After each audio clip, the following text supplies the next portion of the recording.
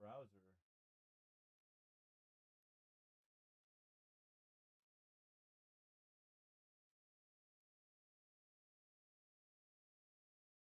Oh, waffles coming in hot. Right out the rip.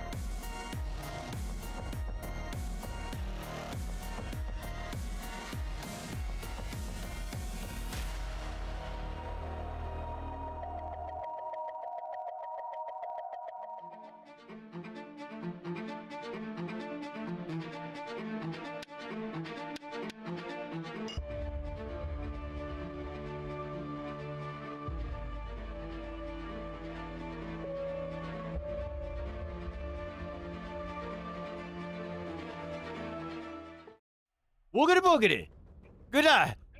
Good evening. Good morning, wherever you may be. Hello, Chris. What's up? What's up, Chuck? How you doing on this fine evening? I'm doing good, buddy. How about you? I am doing most excellent. Welcome, everyone. It's Thursday night. You know what that means. Stuff. Welcome to BBR, Barely Battle Ready. And our main homeboy, the Dork Depot. Say hi, Chris. Hi, Chris. Exactly. You would, if Drake were here, it's like you guys are interchangeable. Because if I said say hi, Drake, Drake would say hi, Drake. Absolutely. Woo! Okay. We got the depot cam going up here. We do have some business to tend to. It is Thirsty Thursdays. Oh God, where did I put my shot glass? All right, hold on, y'all. I was rushing to get here and get set up. My daughter's playing Little League soccer, and I'm coaching my son's soccer. And my daughter last week. Hold on. I'll get to it all in a minute.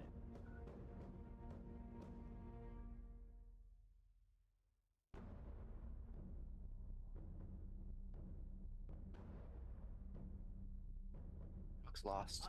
He's gone into the void. There he goes. I'm not Deep lost. into I'm the not void. lost. I am found. Still going. Look at that man walking away. I have come back with a receptacle to carry liquid in. Okay, here we go. Now we're doing it. Real professionals. All right, we got some business to tend to. So, and then I will tell you my story as I continue to work on this Land Raider here. I'm hoping to get. I got to work on the guns, and I'm trying to think about. Ooh, Chris, I'll tell you. Okay, I'm going all over the place. Anyways, we're gonna take care of business first. It's Thirsty Thursdays.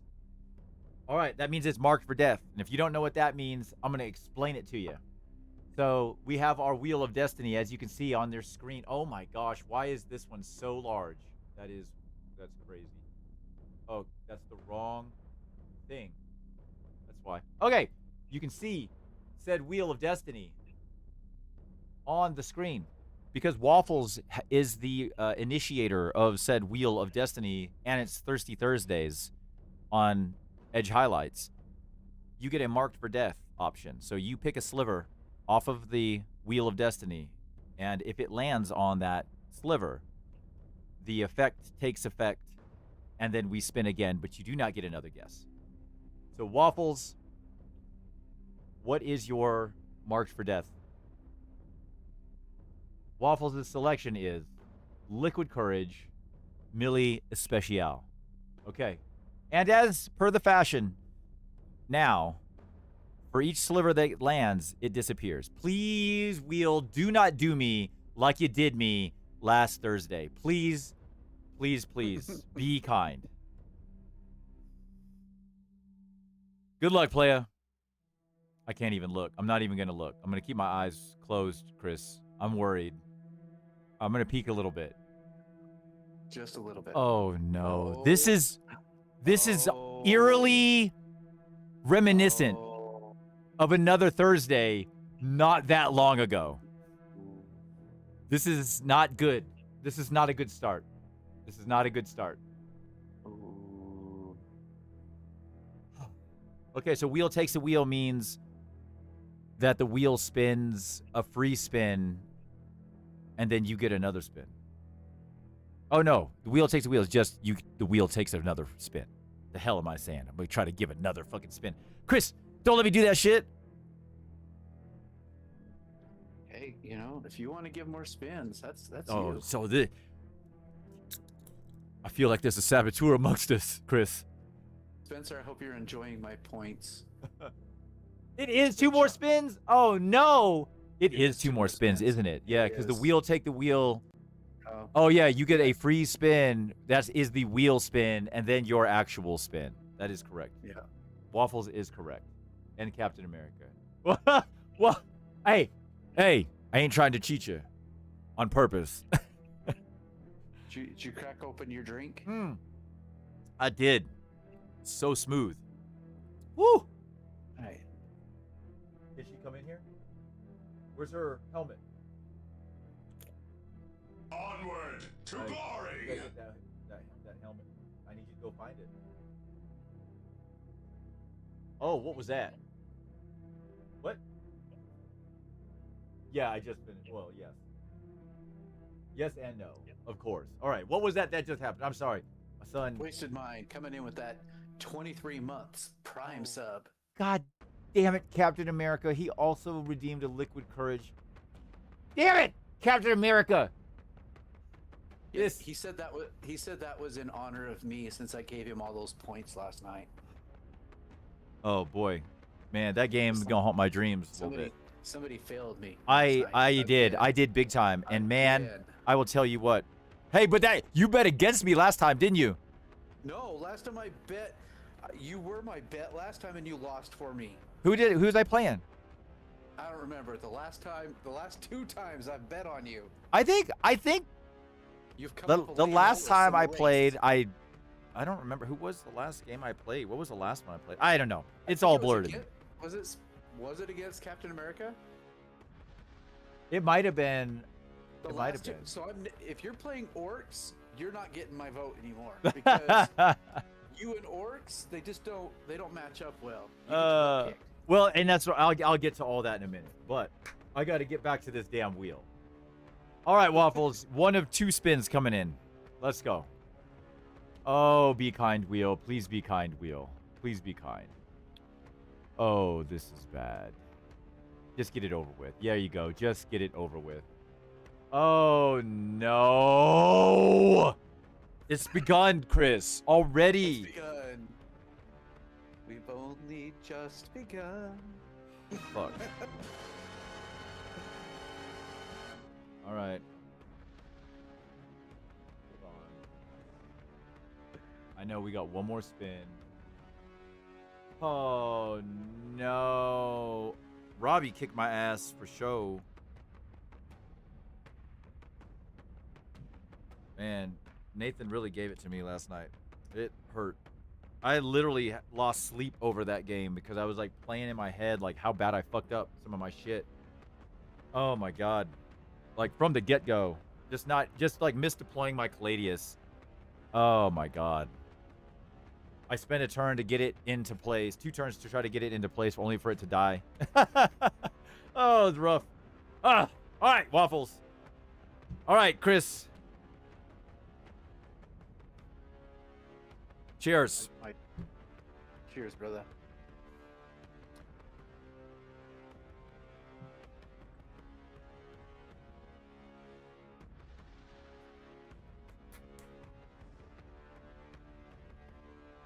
I can honestly say I don't like it.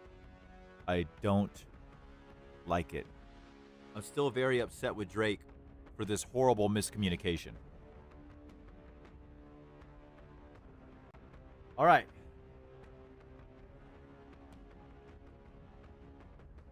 All right. Here we go. Next spin. Oh, be kind, Wheel. Please be kind, Wheel. Please be kind. Give me a hydrate. Give me a hydrate.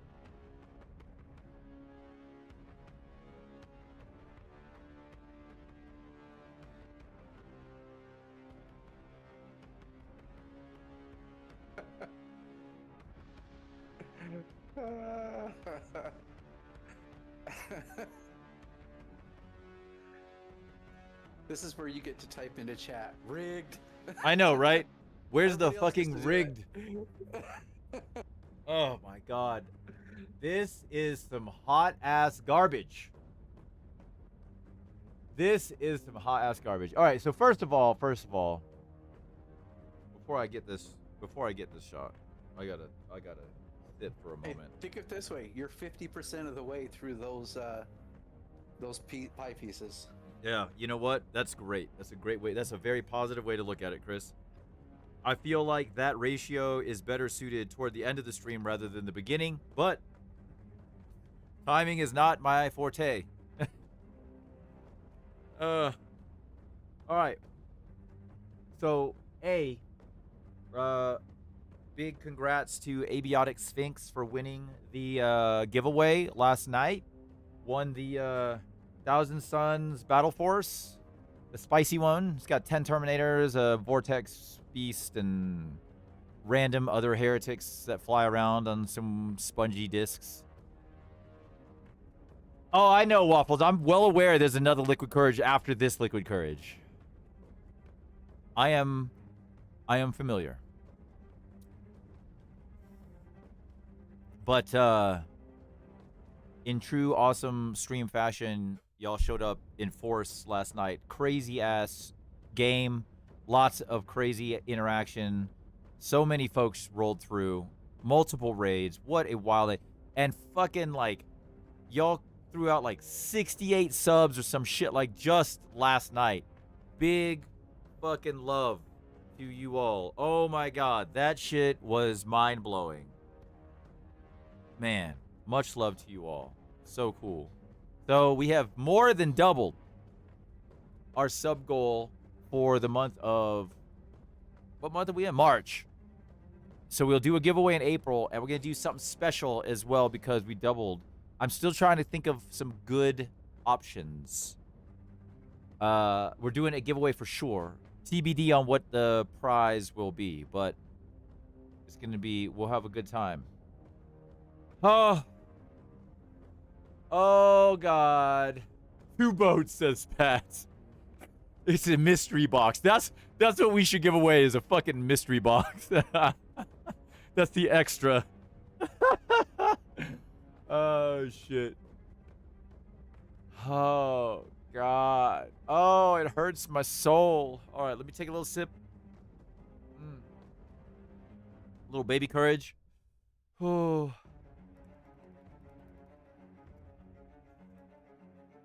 What are you drinking, Chris? Some of that white monster, I'm assuming?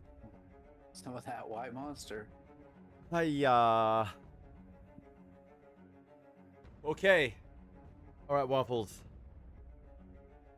Cheers, you son of a bitch. Cheers, Chris. Cheers.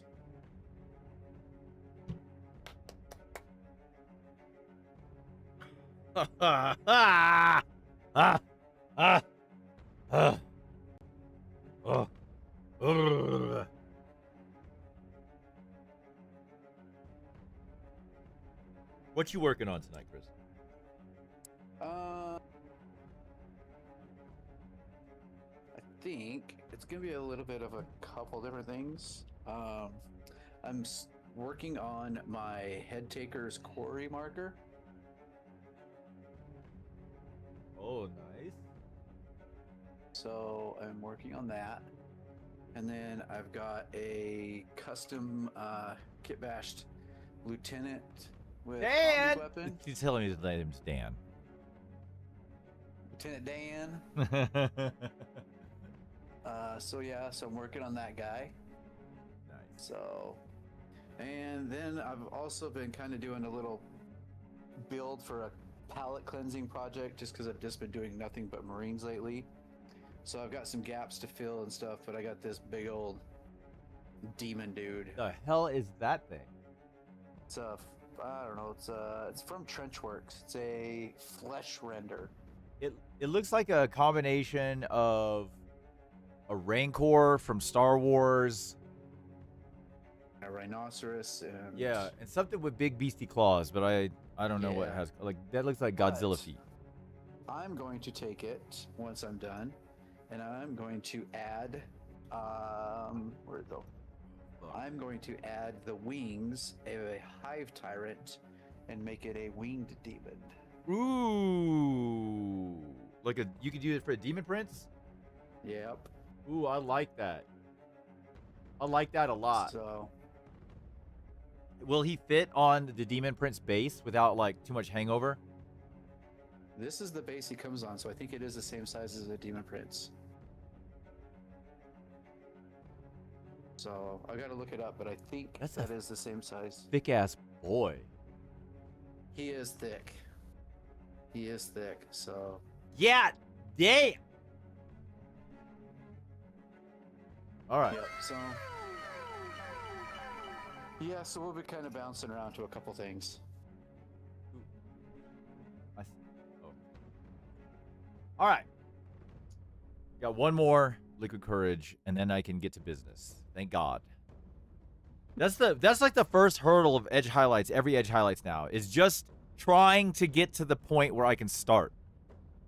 Just that first dip of the brush and paint. The first 4 shots are real rough. I'm gonna tell you, Chris.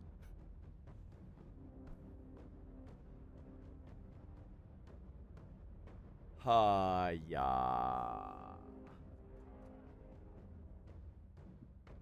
But I was telling you earlier, I'm coaching my son's soccer team, and my daughter's also playing.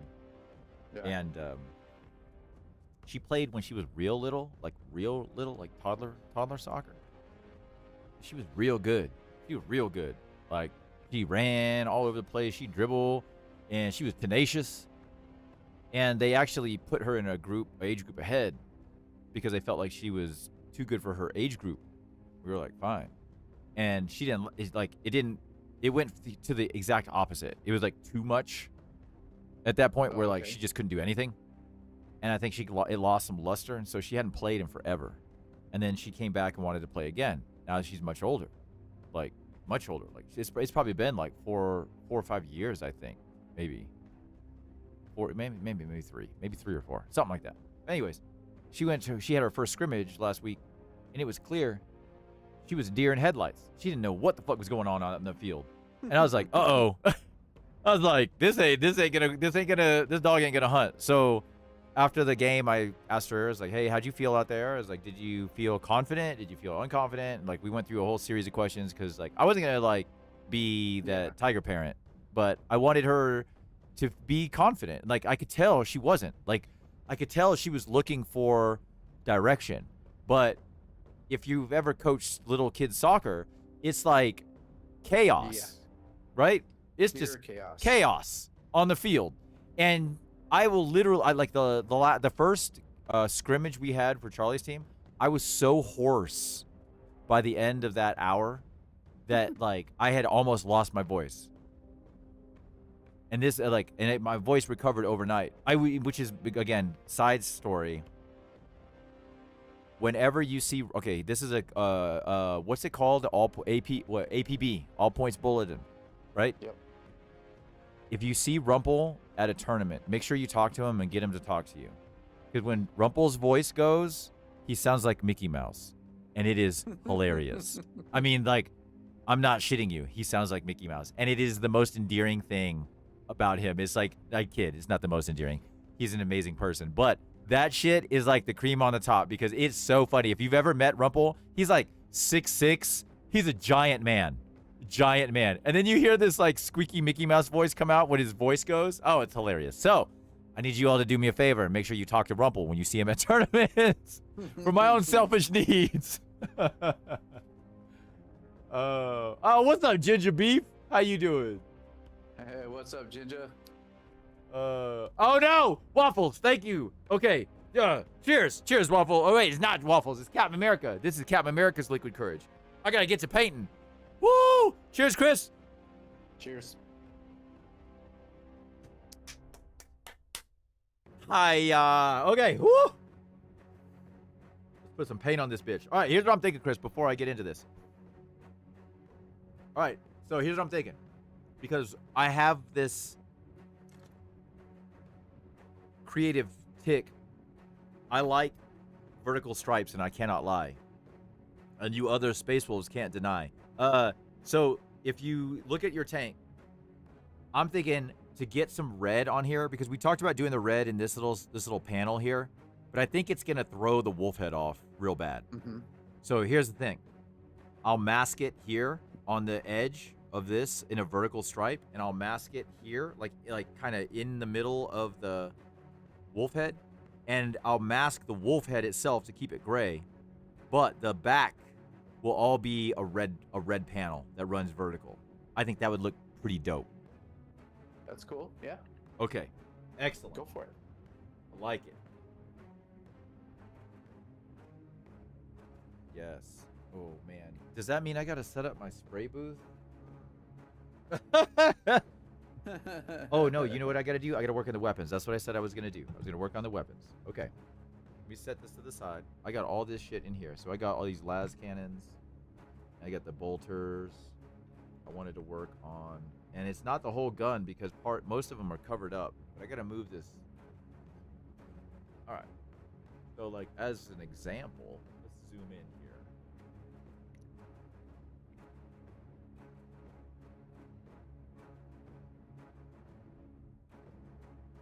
All right. Oh, I need my glasses. Wonder why I can't see. Shadow Geck says, gross. Dork Depot is on this stream. Rude. Listen, Shadow Gex. Rude. I'll have you know, Depot is a close friend of mine. Don't mind my Gex glasses. is also a good friend of mine. Oh, that's He's just I running know. his I know. mouth. I know they'd be joking. I know they'd be joking. He be running his mouth. Because we were literally texting each other like right before. So yeah, Shadow is he is good people's. Good. That's excellent. He is a big Conquest player. Ooh. So in fact, he is going to be helping host the Conquest tournament at Cali Cup in a few months. Nice. So All right. This shit. yeah, if he can get everything worked out, he's been talking to Kicker, and they're going to let him stream it, the main table for the. Oh, very cool. So yeah. Man, there ain't shit to paint on that other than the pipes. All right, that's what we're working on. That's what we're gonna do. We're gonna work on some wiring. We're gonna wire this bitch up. First thing I need is some really bright ass. We need this brigade gray as our base coat. I don't owe anything. Do I wasted mine? I'm good. I'm in the clear, right? I don't owe anything right now. Don't mind that vibration. That's just paint love. Excellent. Thank you, Wasted Mine. I don't understand what I do to deserve this, Chris. I've been a reasonable person. And the wheel has screwed me 2 Thursdays in a row. That's some horse shit. Because you choose only the best of friends to hang out with. Other than the earthquake? Yeah, I know. I want you to enjoy the shaking as much as I do. Alright, I gotta use this brigade gray. I'm just gonna lay out. I'm gonna brighten all of the top edges of the pipes, the wires, because we gonna paint them different colors.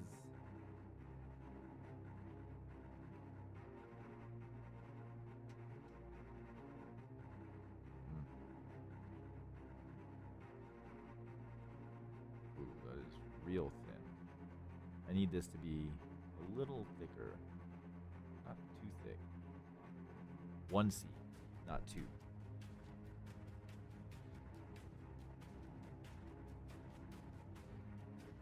So what did you think of some of the new releases last night? Ooh, good question, sir. Hold on. Might have fucked up already.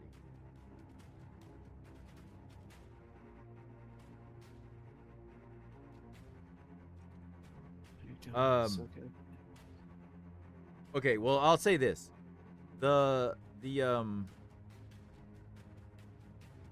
What's the orc guy on the motorcycle?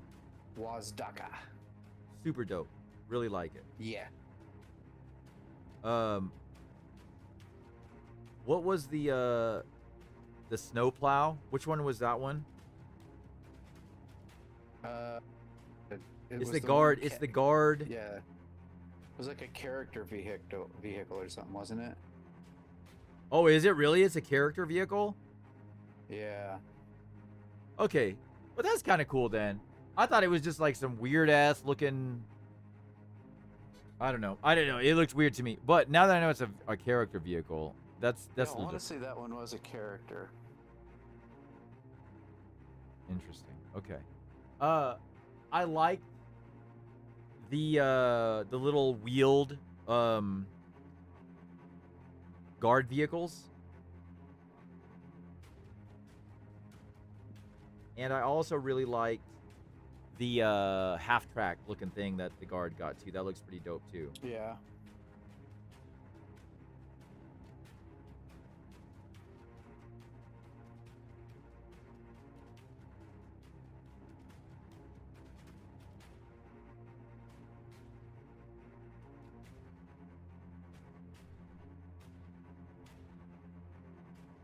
What do you think about have you heard any of the stuff about the rules and stuff for 11th, the leaks?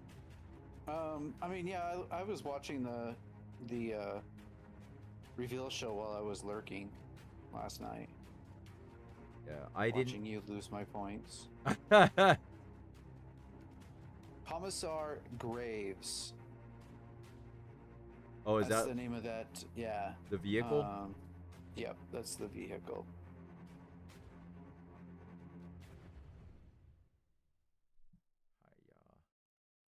Okay.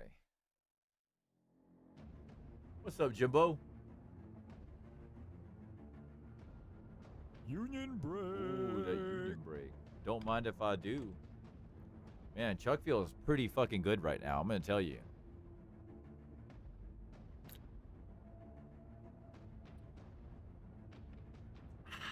Much love, Jimbo. All right. Yeah. Wait, Dark. I thought there were some pretty cool things about some of the new rules. Like when they first all the rumors about the objective marker thing started circulating, I was like, like I really wasn't sold on it, because everybody was like, oh, it's gonna be piles of rubble and stuff like that, like you're fighting over a busted tank, or but then when I saw what they were doing last night, like it is like looks like piles of rubble and everything, but it's still flat, but it's not just a circle. It was like one of them they showed was triangle shaped, and like it is wreckage, like you have to go in and secure something that's from a downed ship, or so I thought that was kind of cool, that instead of just round circles on the ground, you actually were fighting over something. Yeah, no, I think that it definitely helps bridge the gap between competitive and narrative, right? Yeah. Because the competitive side, oh fuck, god damn it, Beowulf, you son of a bitch! I gotta put this paint down, Chris. Hold on.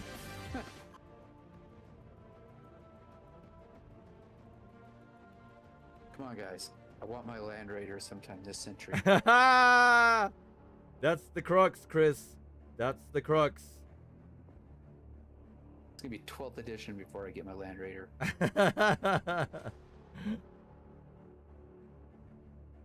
Hey, just be happy you're past the decal stage, because that's when things are most dangerous. Shit gets put on backwards. Hey, you remember our conversation on the way home from Arizona? I was talking about like a list with 2 Rep X's and stuff. Yes. Well, I ran a list against Tyranids a week and a half ago. Uh-huh. And I ran 2 Land Raiders in Oh. the list instead of Rep X's because I had access to another Land Raider, so I ran those. What Yeah. variant? Just a regular Land Raider. Godhammer? Huh? Did it have las cannons? Yeah. Oh, wait. Can you take the other ones, though? I don't know. Now that you mention it. Because if you can take the Redeemer, now we're fucking talking. Yes, I can take the Redeemer. Ooh, Chris. Look at its guns. Got lots of guns. No, but look at the Flamer in particular. D6 plus 3. But there's 2 of them. -2. Oh, -2 and 2 damn. Holy. Yeah, buddy. Think about that. Oh, I parked my Land Raider on the center objective. You want to get close to me? Cool. I flame your ass. With See, 2d6 plus 6. It's expensive, but it's 14 capacity. I could run just one of those and put both my head taker units in it with their characters. Say, here you go. 2 missiles coming out the belly of this beast. Mm. That's got some merit to it. The Redeemer is the best Land Raider. It is the best Land Raider. Hands down. 100%. If you can take a Redeemer, take a Redeemer. Especially if, like, that transport also, that, you know, it's a big steel metal box. And it's like, what, 4 or 5 OC? And it's T12, 16 wounds, 2 up save. Like, it can smoke. Giggity. Like, so good. And, like, the Overwatch threat on that alone, like, you can't throw some bullshit out on the objective marker to try to out OC the Land Raider because it's just going to flame you to death. And then you got all the nougat that comes out, and nougat's all over people. You know what I'm saying? All right. Beowulf. It's Thirsty Thursdays, so that means marked for death. Take a look at the Wheel of Destiny and tell me what your marked for death selection is. And remember, it must be exact. What's up, Cigar? How you doing? I'll stick with my thematic ass. Hey, the Crusader is good too because it has a large transport capacity, but the Hurricane Bolters just don't slap like motherfucking 2d6 plus 6. Ah, it makes my nipples hard just thinking about it. Hydrate, says Beowulf. I hope you hit hydrate, sir, because I could use some water.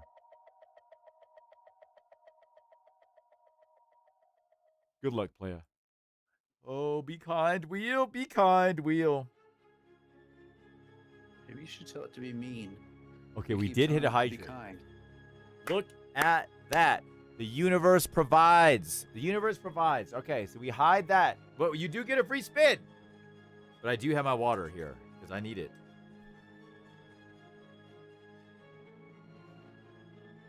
Ginger Beef says your nipples are always hard. That's the secret, right? It's like when they ask Hulk, how's, you know, like, Always hard. Nipples are always You hard. should get, you Nick should get out. angry. They ain't lame. Drink 2 liters all at once. No, Waffles. Now we do not get a liquid courage. We're gonna get. I hope.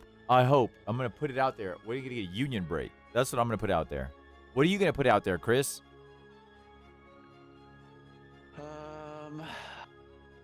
Ooh, let's see. The union break could be good. My man. My man. All right. Good luck, Beowulf.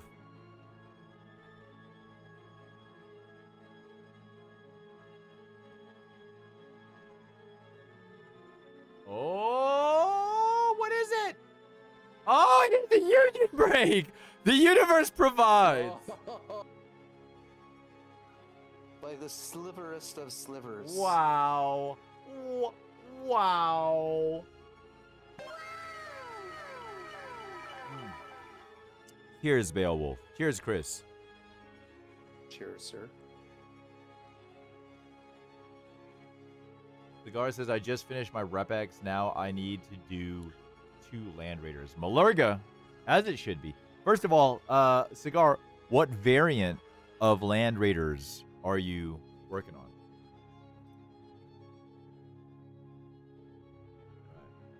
Back to business. Business, as Ludacris would say.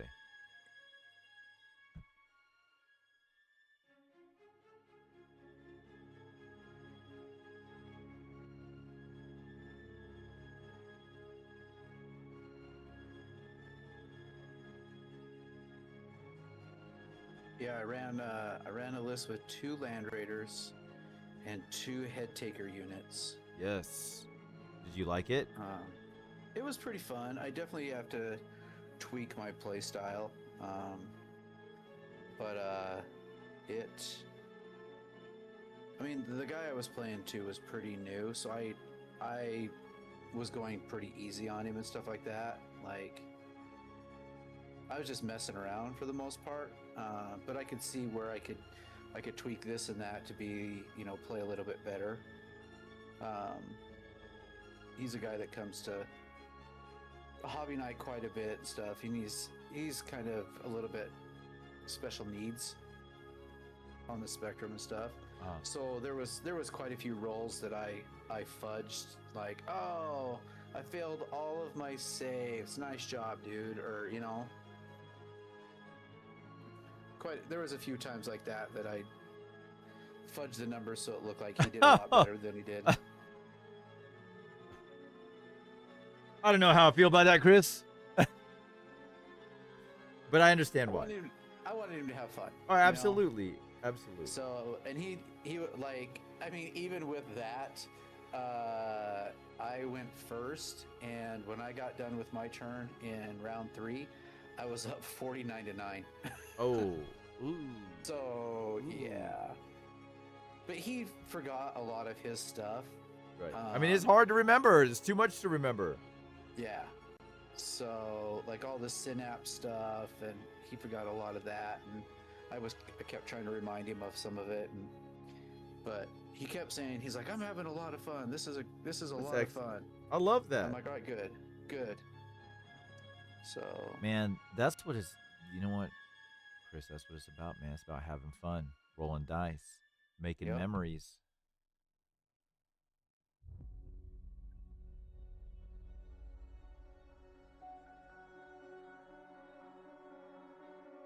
God, I'm painting way off screen.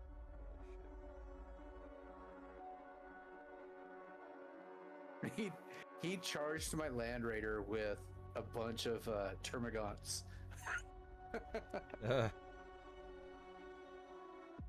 But it tied it up. I couldn't do anything for a while because it was like. See, but if you had a Redeemer, them termagants ain't charging. Yeah. It was funny though. No, that's fun. He's like, I'm doing this just to tie you up, and I was like, oh, good job, man. Completely tied me up. I can't do nothing.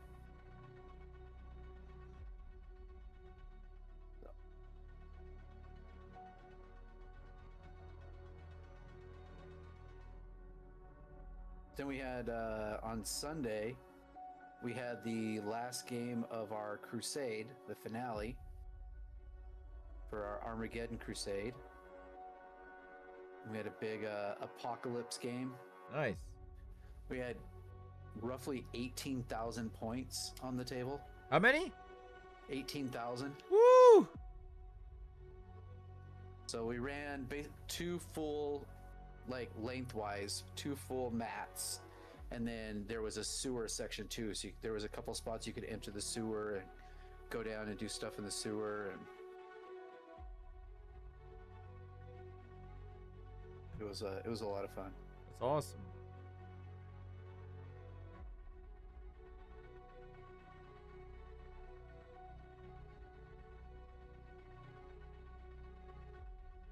And I won a Aldari combat patrol. Oh, that's awesome. Very cool. Did you burn it? Because they're heretics No. and Xenos. It's sitting behind me in a stack of gray. Potential. Like potatoes. Chop them, smash them, Potatoes. stick them in a stew.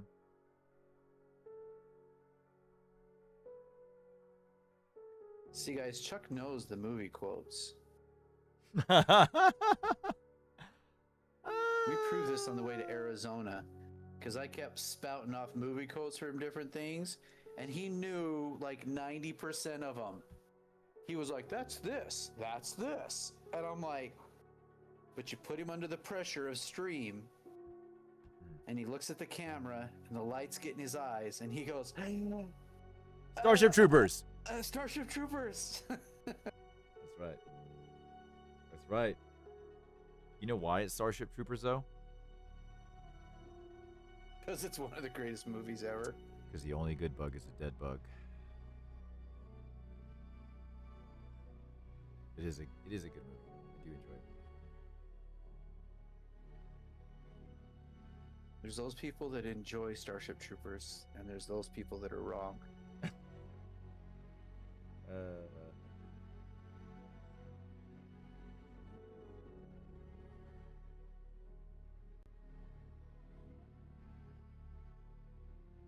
That was too much. That was too much. Ugh. Made it worse. Okay. Let that be.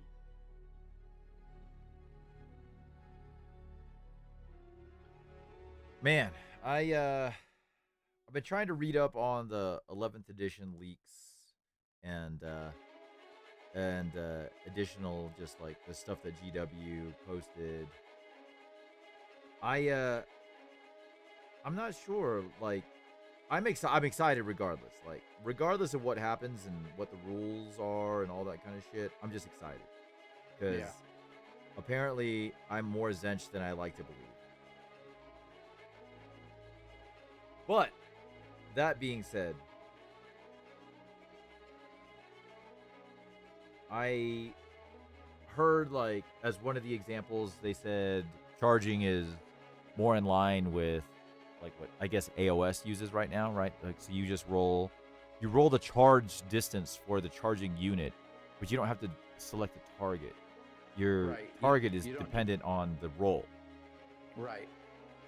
So instead of saying, all right, I'm going to charge them, I need 8 inches, and you roll and you only get 6, you're like, oh, well, I guess they don't do anything. No, now you roll your charge. You're like, okay, I got an 8-inch charge. What are my options within 8 inches? Oh, I can get to them. I'm going after them. Yeah. Well, what makes it even funnier is that in those moments when you spike a 12, right? Yeah. Like, whereas you would not normally have gone for that charge, now it doesn't matter because you didn't have to declare it. Yep. You just spike the dice, and that means you make some crazy ass charge that you normally would never have gone for in current rules. So, like, that's kind of interesting. Yeah, I think it's gonna create some very fun, chaotic moments. Yes. Of stuff. And I can't find like some of the other stuff, but somebody said something about them changing fights first as well. Oh yeah, I heard something about that as well, but I can't remember what it was. Because that's one of the biggest problems with like the head takers, because you want to push them into like a good unit that you want to get off the table, but if it's got fights first, then your head takers just get. Oh, preach, brother, preach. I don't got no fight first. Yeah, I don't either. I got Alea, and she can lead, you know, sisters. She got fight first, but that's not the kind of fight first I'm looking for.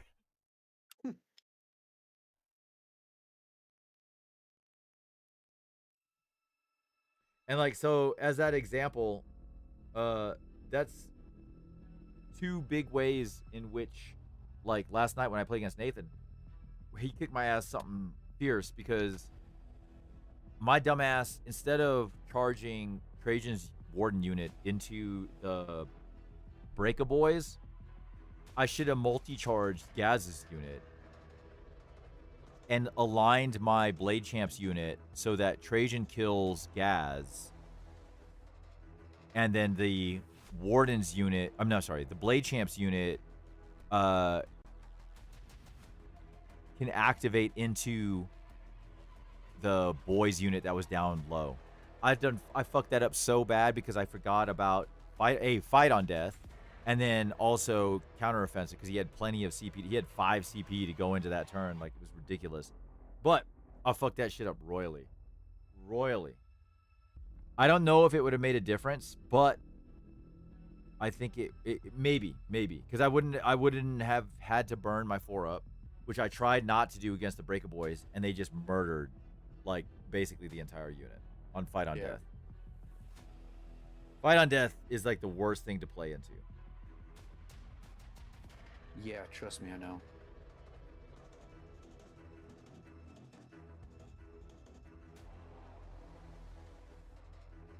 My son calls the WOG and I just run away.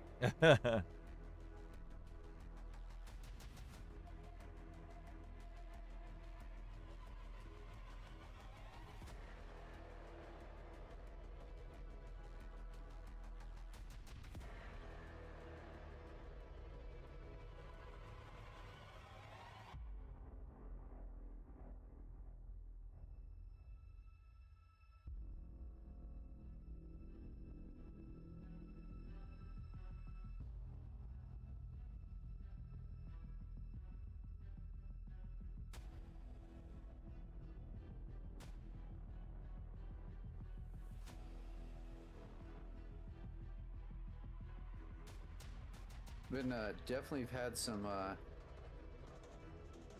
serious FOMO today, seeing all my friends' posts from Adepticon. Oh. Yeah, my boy Ricky and Aaron and Melody are all at Adepticon right now.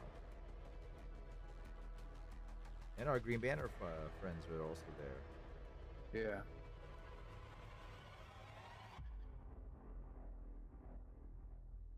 I think Reese is there too, honestly. I think I saw a picture of him.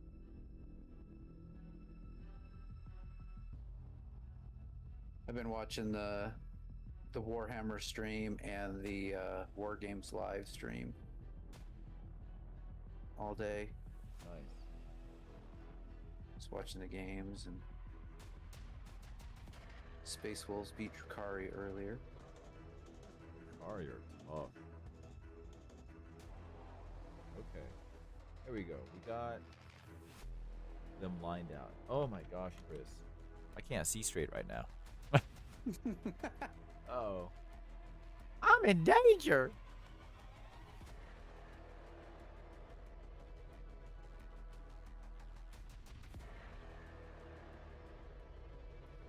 Man, see, this is that shit, Nagao. It's all those microtransactions. Like, they make a huge difference in the longevity of the game. And it's hard. It's hard. Movement's so big. I will tell you what, the one thing I will fucking master is goddamn screening. I ain't letting no motherfucker come in my backfield. Ooh.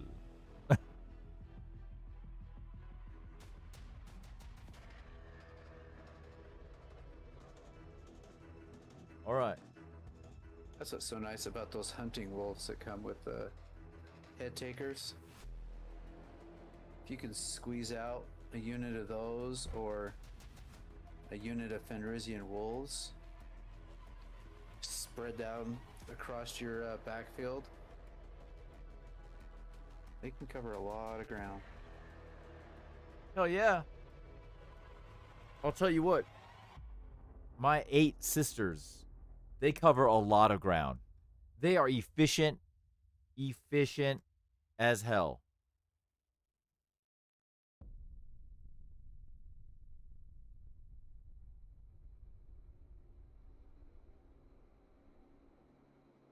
Ooh. That's a lot of red.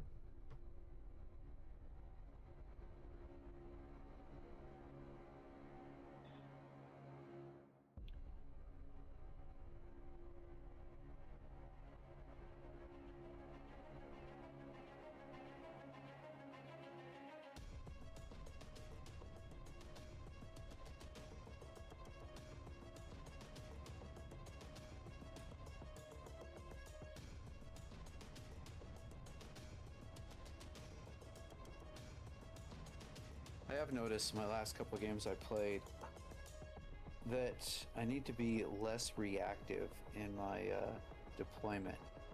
Like I have an idea of, okay, this is what I want to do. And then they put their first unit down or second unit down. I'm like, oh no, I got to do this. Yeah. And then I'm like, no, if I would have just stuck with what I was planning on doing, that'd be just fine.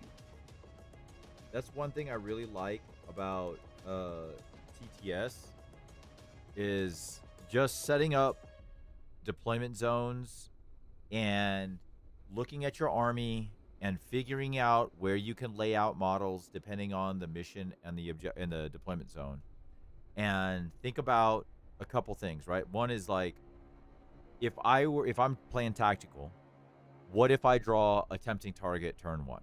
Very possible. And if you get it, you can't auto discard it. Right.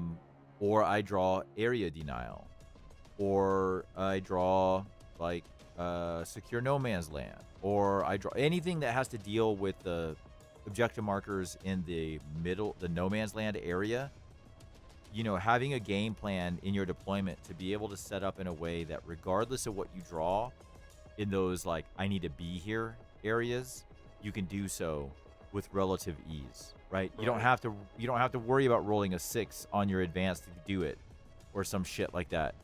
You've deployed in a manner where you have blocked as many lines of sight as possible and positioned yourself in a manner that you can address the randomness of the strategy or the secondary.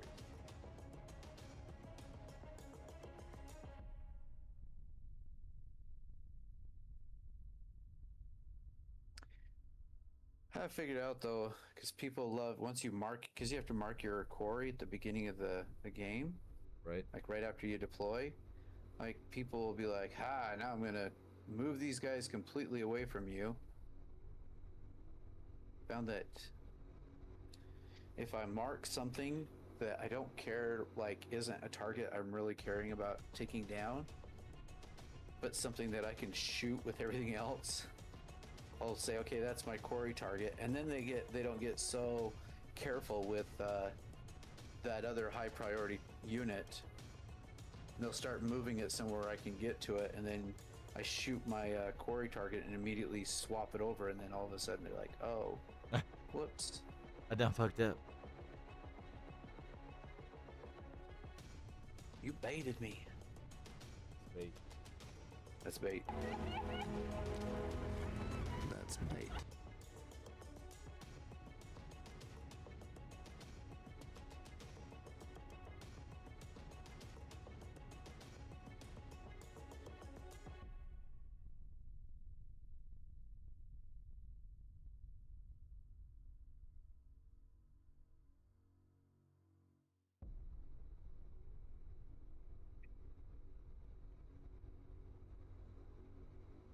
Real thin. Seems like that would be a huge set of buffs too. Golden Boys. Yeah, wasted.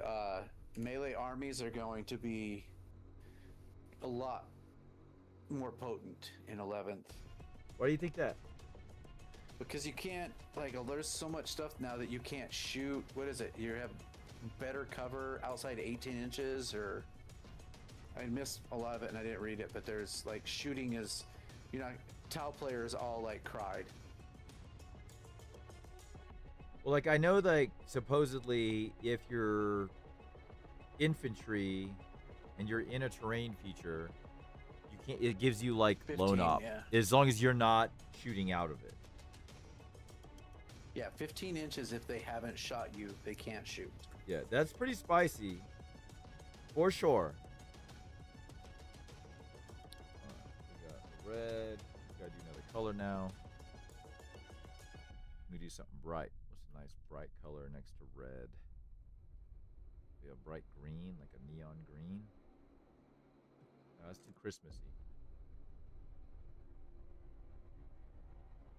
Ooh, maybe a bright yellow.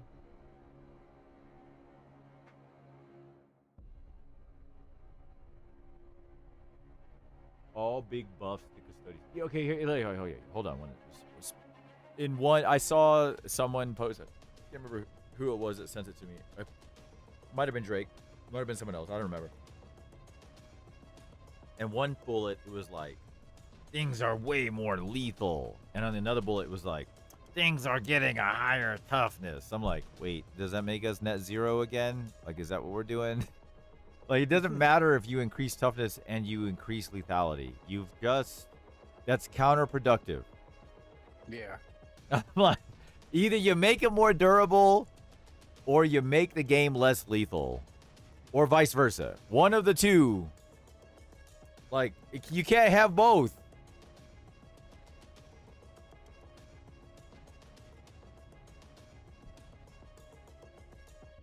Yeah, if you're naturally tough, people can't use strats to survive you and slap you. Yeah, I mean, there's so much that we don't know about the way the rules are gonna interact and yada yada, all that kind of shit. I'm very curious. Like the terrain, the lone op stuff with the terrain. I hope there's other types of terrain, like the idea of having forests and something other than ruins is interesting.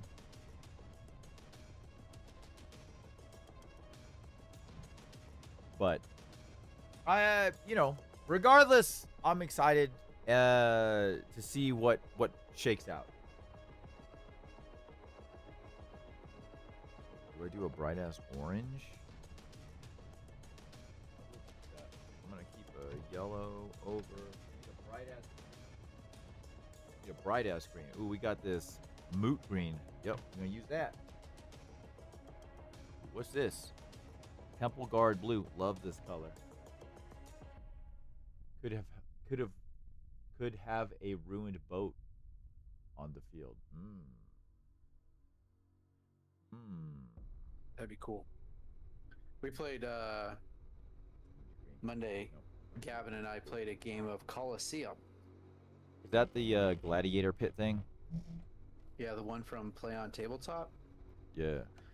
You each get 500 points. You get one character that's your warlord, but it can't be an epic hero, and nothing over toughness 9.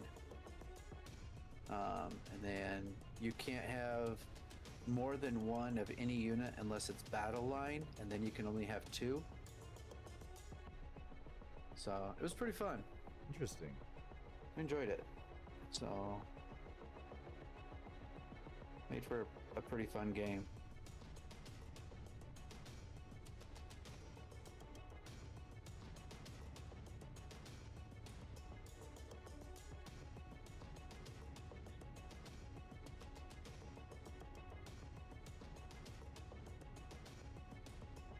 Gives the opportunity for some like really simple learn your army, smaller games, quick. Yeah. No, the game is a little overly complicated for sure. So like any way to like use more simplified rules as a gateway drug into the full drugs, yes, absolutely, Chris. 100%. I endorse this message.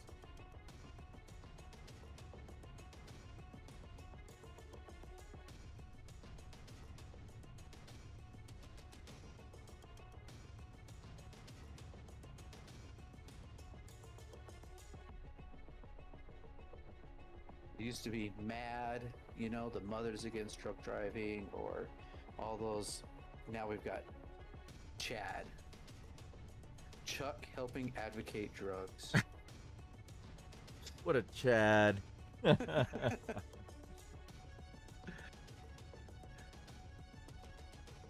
Woo! Alright, next color. We're gonna do, I think we went from red to blue. I think we do the yellow now. Yellow would be pretty dope.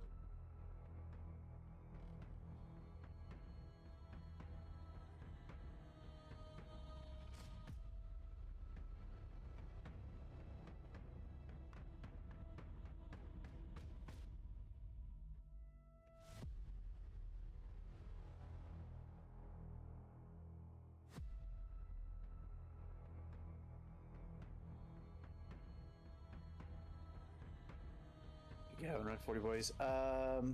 No. He ran. What did he run?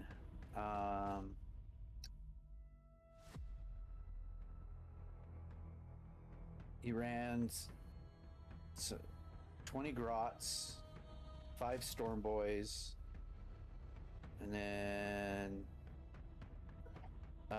big mech and mega armor, and then some mega knobs. I think is what he ran. That was that one picture that I posted on Instagram with all the little grots running away from the dreadnought.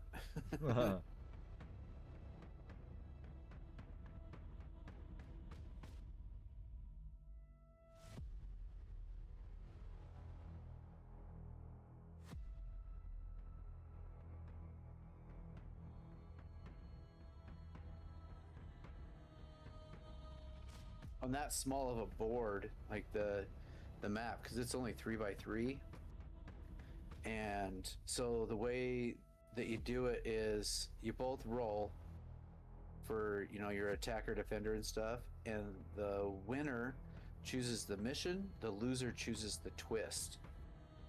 Or I think that's what it was. Anyway, the twist that we had was you got 3d6 for your charge instead of 2d6. Oh shit. Yeah, dude. JPIs and Storm Boys, man, they could cover that whole stinking map in a turn. For real. Nagao has come in with a Wheel of Destiny. I must take off my spectacles and prepare my testicles. All right, Nagao, you know how this works. It's Thirsty Thursdays. So it is marked for death. His choice is name that movie quote is what he wants. And to remind the viewers at home, if we were to land on said name that movie quote, Nagao would type a movie quote in chat. We would ask that it's not obscure as fuck. And if either Chris or I guess it, we win. If we don't, we lose. If neither of us do. All right, Nagao, if that's your real name. Good luck, motherfucker. That's who you really are.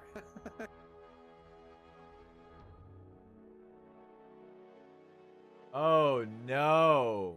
Oh, no. This could also be bad. We got dice versus dice. So many rules and restrictions, says Pat. Absolutely. Absolutely. All right, Nagao, you know how this game works, but I'm going to describe it for those out there that may not be familiar with said game. So we have dice v dice. Let me move these las cannons out of the way. And my glasses, my spectacles and my paintbrush. All right, we got dice here. Oh, I gotta back it up. Back it up. All right, here we go. We have 4 types of dice. Green, white, cheese, chuck. The wheel spinner, which aka Nagao, is going to choose his champion. My champion, he says, is green.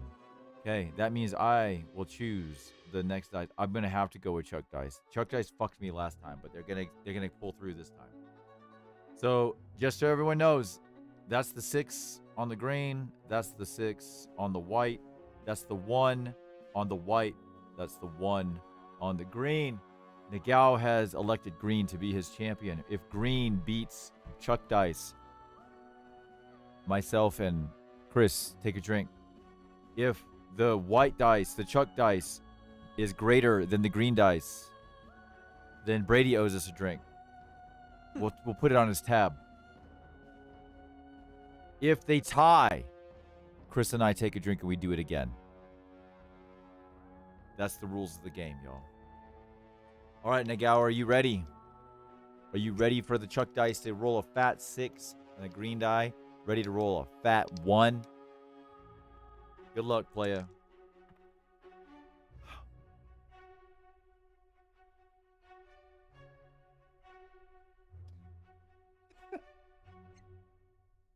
At least it's not doubles.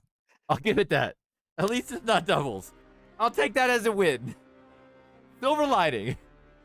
No, Nagao, it's not eat it. It's drink it. Drink it. Oh, no. Oh, no. Chuck's in danger. What time is it? Oh, no. It's barely an hour in.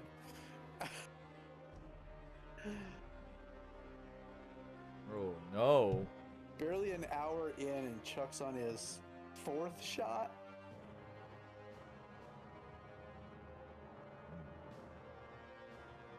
Hiya. All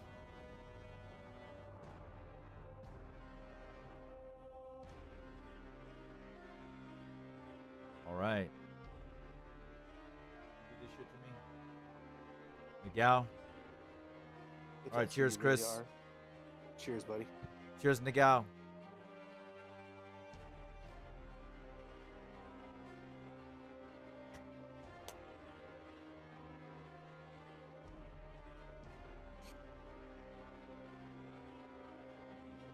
Ah,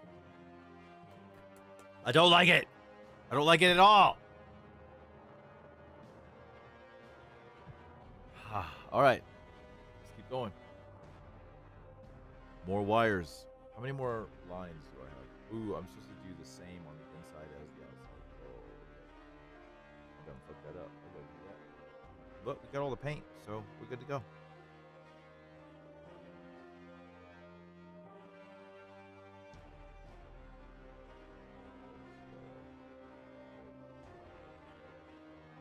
it's not the same. That's okay. So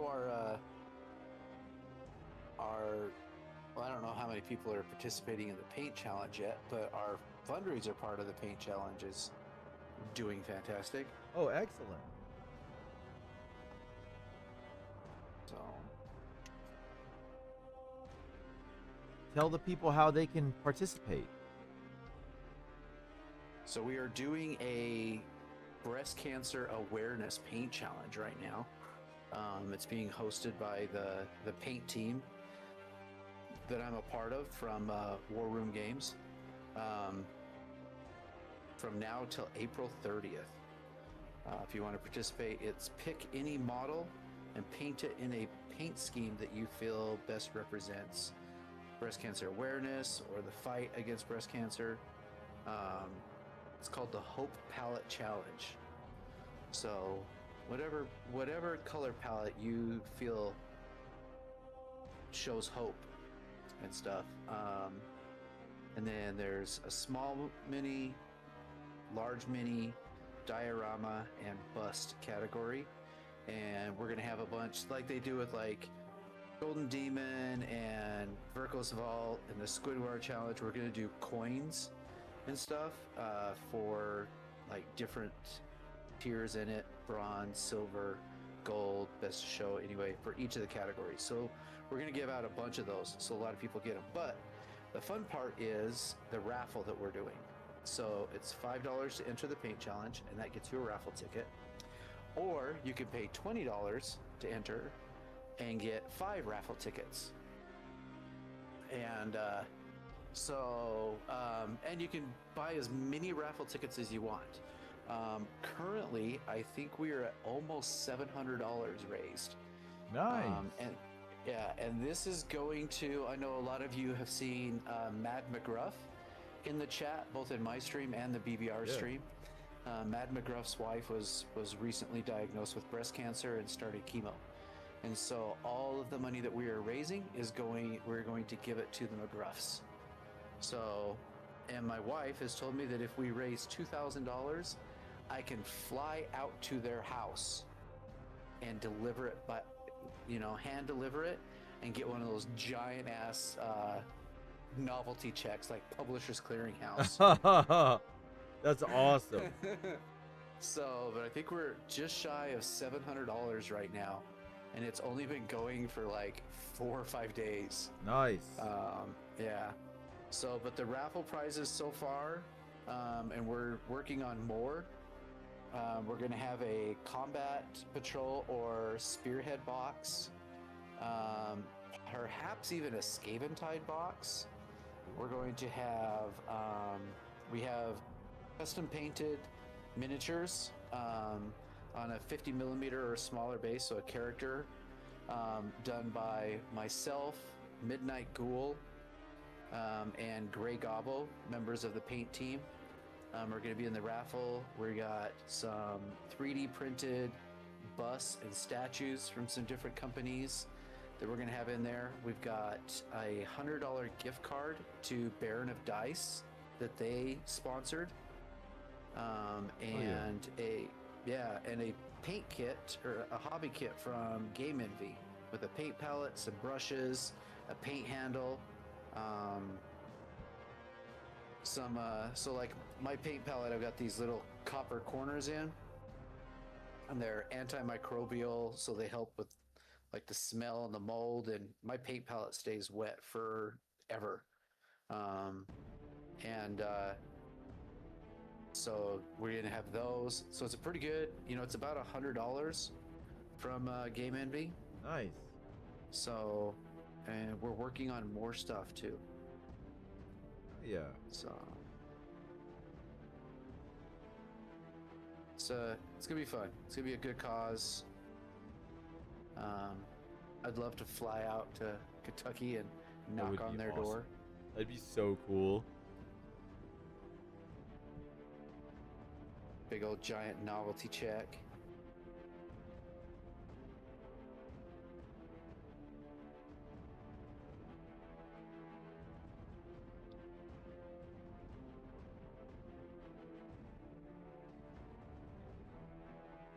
Oh no, I forgot all the ones on the inside of this one. Damn it. We gotta start beginning again.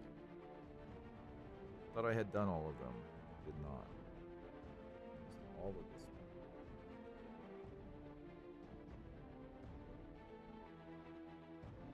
We also have a set of modular 40K terrain that is now in the raffle. Some pretty awesome dude just added that in. Oh, I have a feeling I know who that is.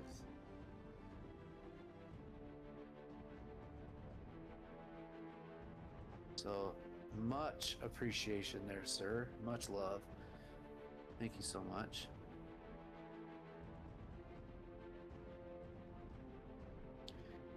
Dude, I'm super stoked to see what she does with that Vol cap. Lady Cap's doing a breast cancer color Vol. Oh, nice. Super cool. I was talking to McGruff one day in Discord. We were just hobbying, so we both kicked our cameras on and we're hanging out and chatting and stuff. And he was working on a breast cancer color Def Copta. And I was like, that would be so much fun to do as a paint challenge, and we could do a raffle and raise money for these fools. Yeah. And so I'm like, I'm doing this. So I hit up the paint team. I'm like, hey, how would you guys feel about this? And they're like, we are in. That's awesome, man.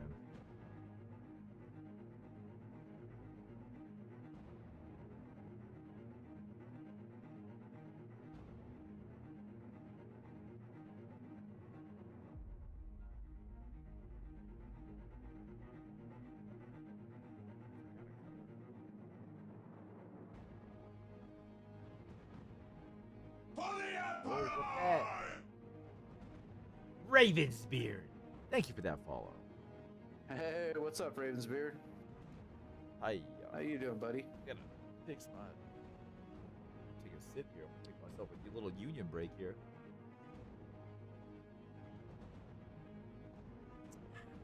Delicious. Thought about doing, making a model of a little boat, and putting the SS barely battle ready, and throwing it in the. It's gotta be in a mystery box. Yeah.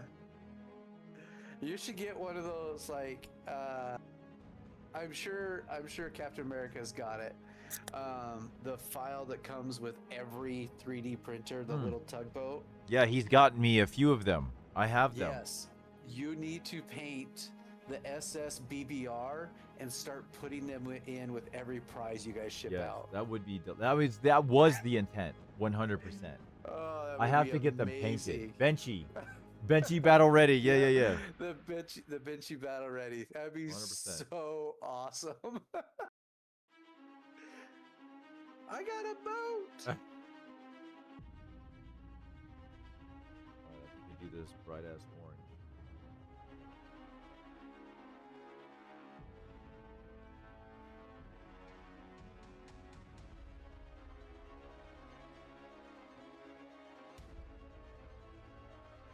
Alright.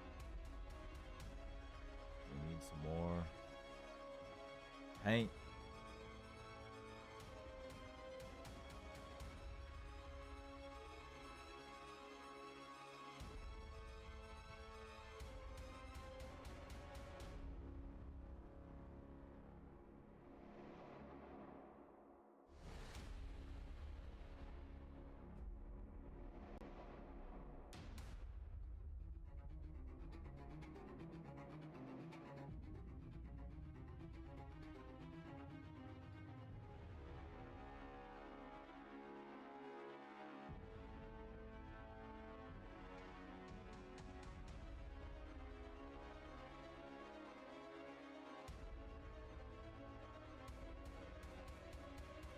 What's the next event coming up?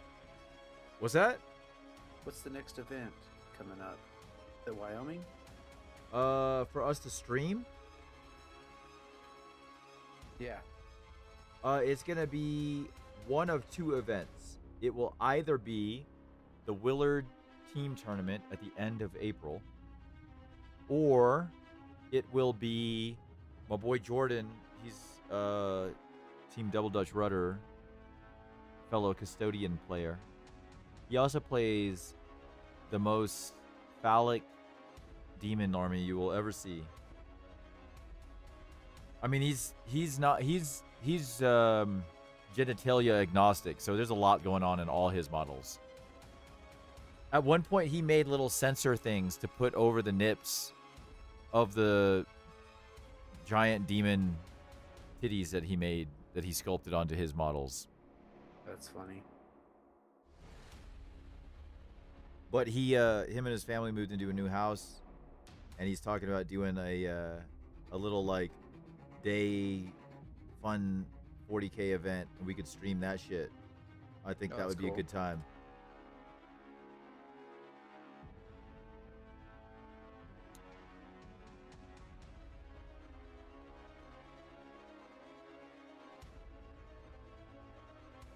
So that might be early April.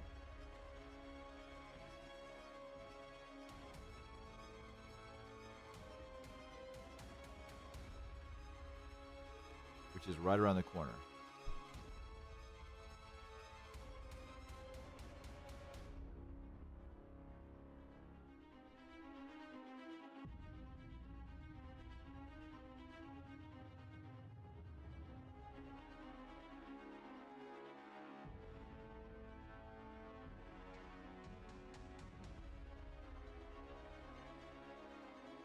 That bottom one. XB coming in with that resub, 38 months. What? I can't see it. I'm on the wrong screen. Oh wait, I got messages. Let's go away, XB. Much love, man. Who that? Who you messaging? What's this? What's this?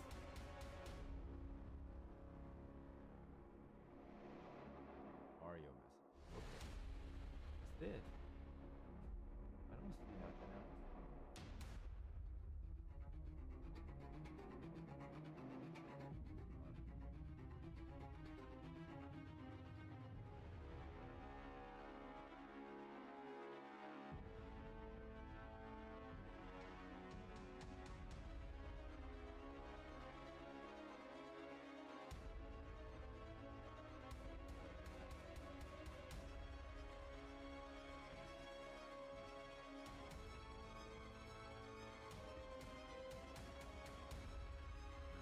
This one. Gotta get this one.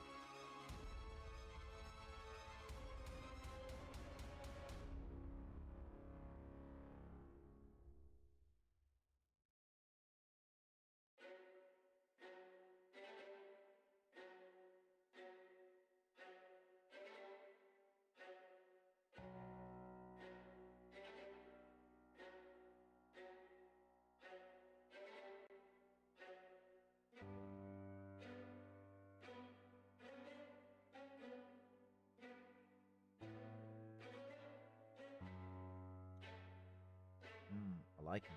Cables look spicy. Gotta get that bottom one. That bottom one here. And those cables are pretty much done.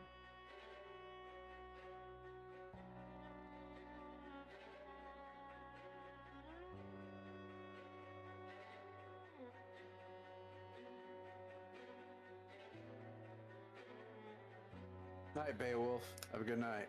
Hey, you have a good one, Beowulf. Thanks for hanging out.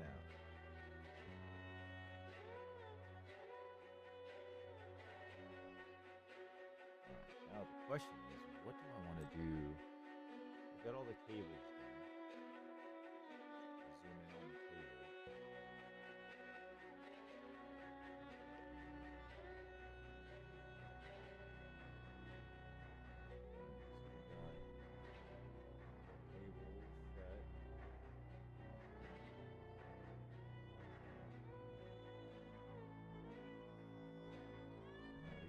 Guy that fits on top.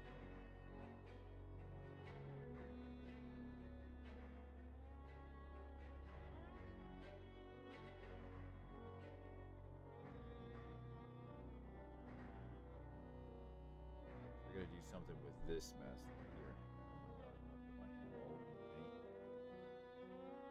We're gonna figure out what I'm gonna do with this. This here. I think I just highlight it in gray. I think is probably the call. Let's find some gray.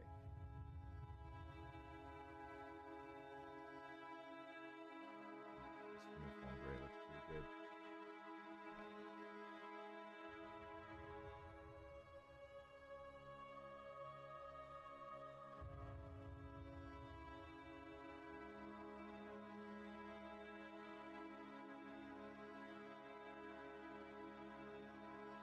Whoa! Almost lost that paint.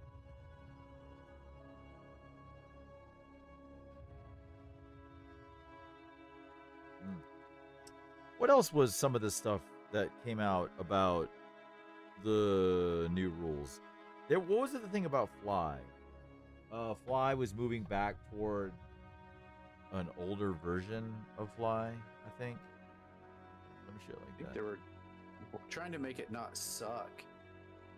I mean, fly is great if you have infantry. If you have the infantry keyword, fly is amazing. If you don't have the infantry keyword, fly sucks.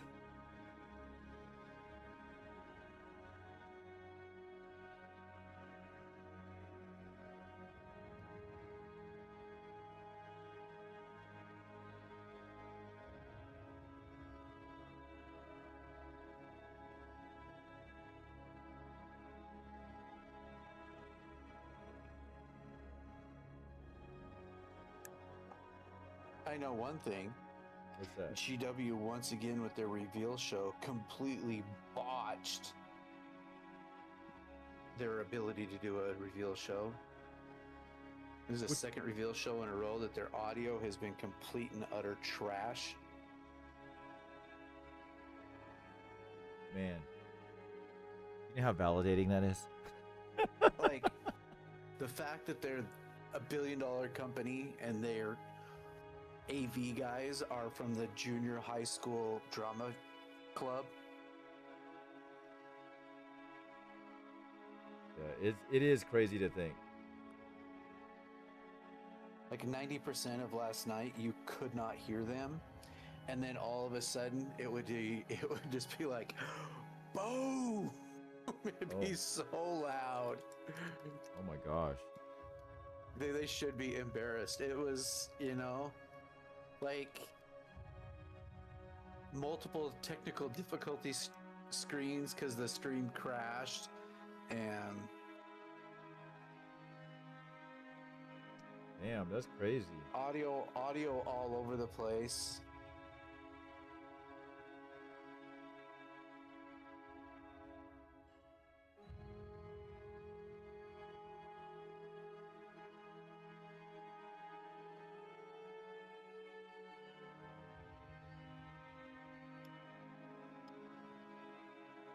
I was on the high school stage crew, and I could do better. That's why I'm saying they're the junior high school one. They're not even high school level. They're trying hard, man. They're trying hard.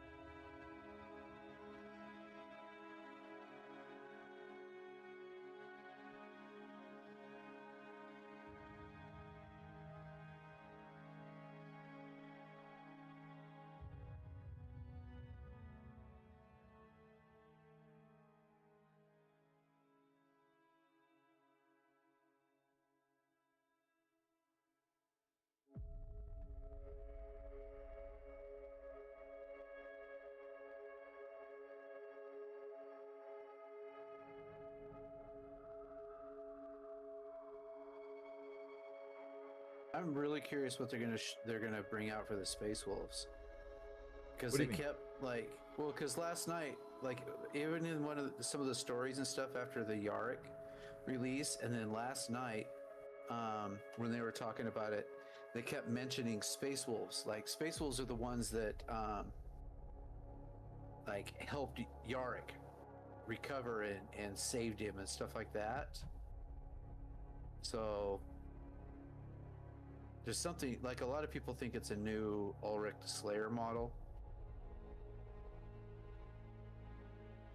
But then there was I gotta remember where I saw it. There was a post, and it was a story between two orcs talking. And I know, Valrek talked about it, and then Aspect Tactics talked about it. Somebody else did. These two orcs talking, and one's talking about the old Baelai being back, and the other one's like, I thought he got crumped by Gaz. He's like, no, those tin boys from Fenris showed up and stole his body and took him back. And with some of that All-Father magic and stuff, they brought him back and stuff like that. Huh. Interesting.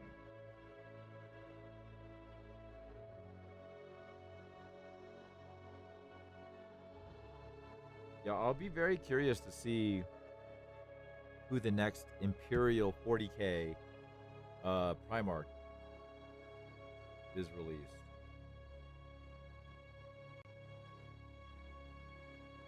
Yeah, the Rust hype train has been going for quite a while. Yeah.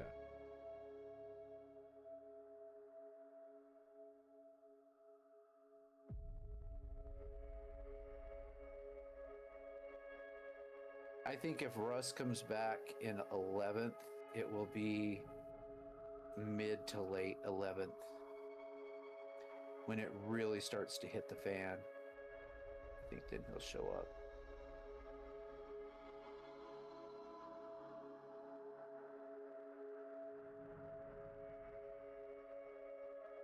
Yeah, yeah. I'll be very curious.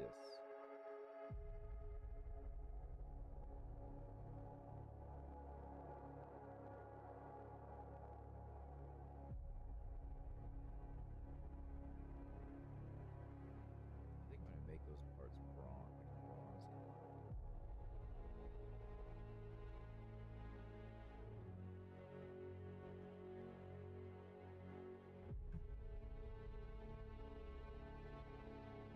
I don't owe anything, do I?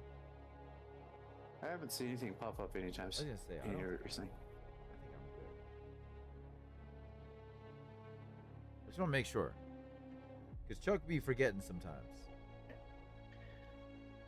Wasted wants Vulcan back so he can have a big purple armored Vulcan.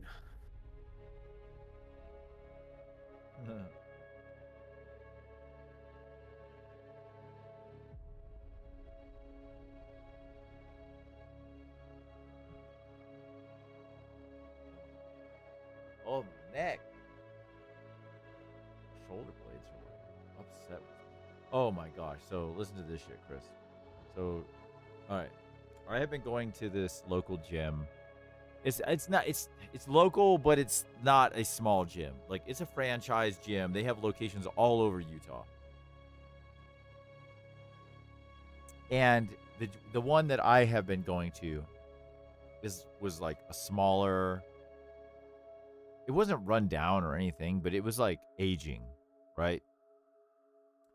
And so, even since when I first started working out at this gym, there was like this plot of land that's at the end of the complex that the gym that I attend was at, and it was flagged for a new gym. This same company, they were just building a brand new gym right down from where their old gym was. Well, yesterday was the first day that it opened. And the old gym it wasn't small, but it wasn't like gigantic either, right? By any means. But this place is huge. And I went there. Today was my first day to go and go there. And so I didn't know the layout. I felt like I was the first, it literally was the first day I had walked into this gym. Although I knew most of the employees because I had been going to the same gym for like 4 years.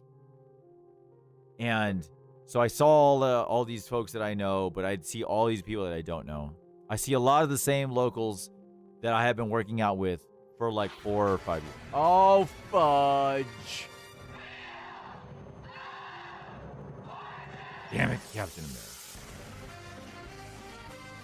All right, we'll get to your wheel in a moment. But it felt so awkward. Like, the gym felt so awkward. I don't know how to describe it other than I felt like a fish out of water. And I was like, what? I don't know if I liked it or not. I think I was like, I don't know. We'll see. It's like the old boomer man coming out of me, right? Like, it's like, right. I don't like this change.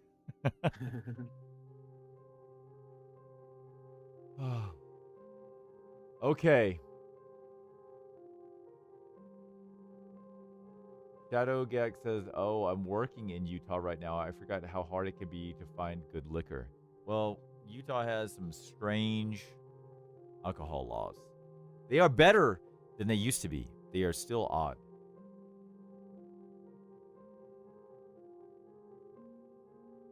What is the MFD? Yes. What is the marked for death? Who spun that shit? I missed it. Who was What's it? Sir Captain America. Captain America. All right, let's open up the wheel.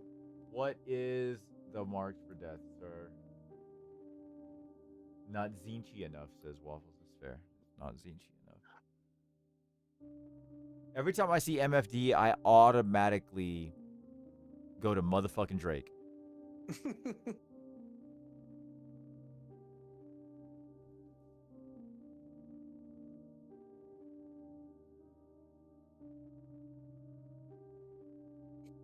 Hydrate, says Captain America. Okay. Good luck, playa. Please be kind, Wheel. Please be kind, Wheel. Please be kind, Wheel. Oh no, Chris, we could be in trouble. He hit name that song lyric. So if you don't know how this works, Captain America, the wheel spinner, gets to type in chat a song lyric that Chris and I will attempt to guess the name of the song or the artist, at least something close to it. If we get it wrong, we get punished. If we get it right, we win. I'm working in Murray right now, installing a new piece. Costco guest. Oh, nice. Murray, not that far from where we're streaming right now. Yeah. Not, well, 40 minutes approximately. My glasses. Next Wednesday, you should just show up at the bunker, Shadowgex. Say, "What's up, dudes?" Since when did you just have to get the artist right? I mean, it depends on the song quote. Like, I think if it's reasonable, I think having both is reasonable. If it's some bullshit that, like, motherfucking my brother-in-law pulls and he gives me some motherfucking pirate shanty thinking I'm gonna know this shit, get the fuck out of here. You'd be lucky if I get the fucking artist right.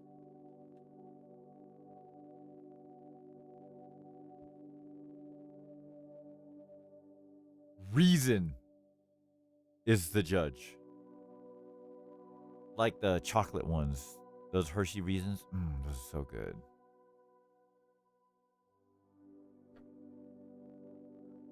Chris, what is your favorite candy?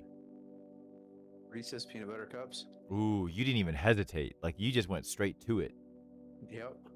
The best ones are the holiday ones, like the Christmas trees, the pumpkins, and the eggs, because they have more peanut butter, so they have a higher peanut butter to chocolate ratio. It's my favorites. Oh, okay. Interesting. Yeah, I don't even have to hesitate on that one. Oh yeah, you were quick. It's easy. I had to think about that shit. Like, I don't know honestly what my favorite is anymore. It used to be Turtles. You ever had Turtles? Okay. I love Yeah. Turtles. Very nostalgic for me because my father loves them, and my grandmother would buy them for me and the family, like around the holidays and shit. You'd get that little plastic tray full of chocolate turtles. Yeah. Love that shit. But I will say, turtles ain't what they used to be. Sometimes you open them up and they're all white and shit. I'm like, looks like a hepatitis turd.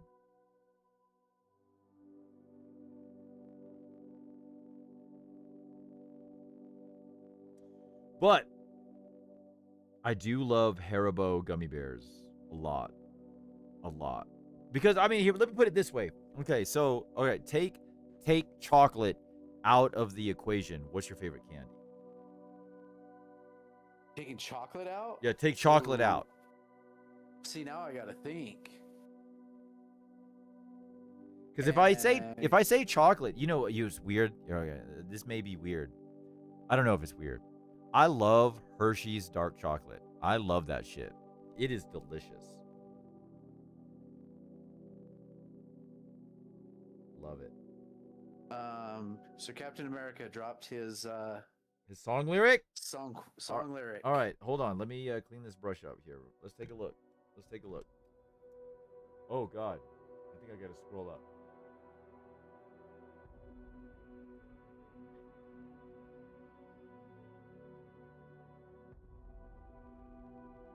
Alright, so it says, given the throne, I didn't know how to believe I was the queen that I meant to be. I lived 2 lives.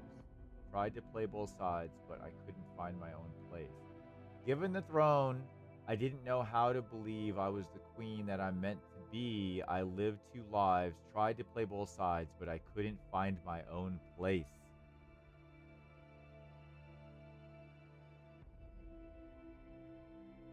Ravensbeard says, my grandmother always had turtles at Christmas. Hell yeah, Ravens. Let's fucking go. I used to love them. Wait, what's the bad name? Depot might get this. Chuck's a goner. Yeah, I got it. Okay, hold on. Given the throne, I didn't know how to believe I was the queen that I meant to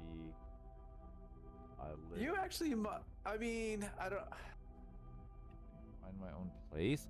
Like it doesn't. Like the lyrics don't even sound familiar to me. Like I don't know the tune. And see this. This is what's so funny, right? Phone a friend? What? Can Chuck phone a friend? No help. No help. I want no. Okay, if you say no, you can't get it. Then I have somebody you need to ask. Who would I ask? Huh? Who would I ask?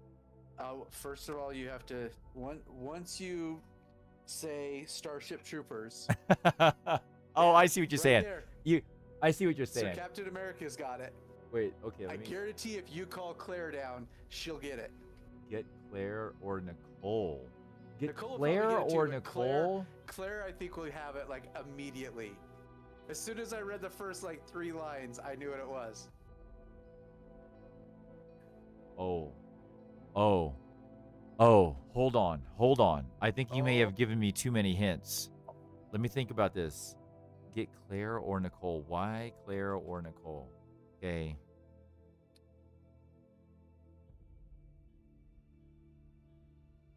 Wait. Let me look at the lyrics again.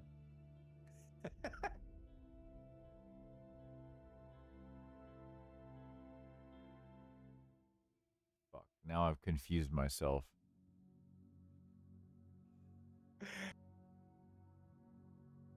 Okay. I'm gonna go with...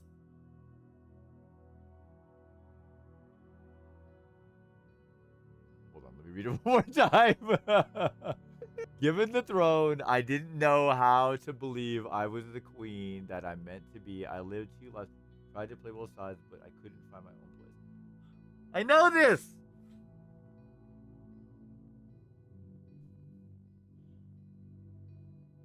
Okay, I have a guess. I don't know the name of the song, though. I'm gonna say it's like a Disney or a Pixar movie. I want to say it's the one with the 2 sisters that are royalty. It's got the fucking snowman. Oh, God, what is it called? What's up, Spoon?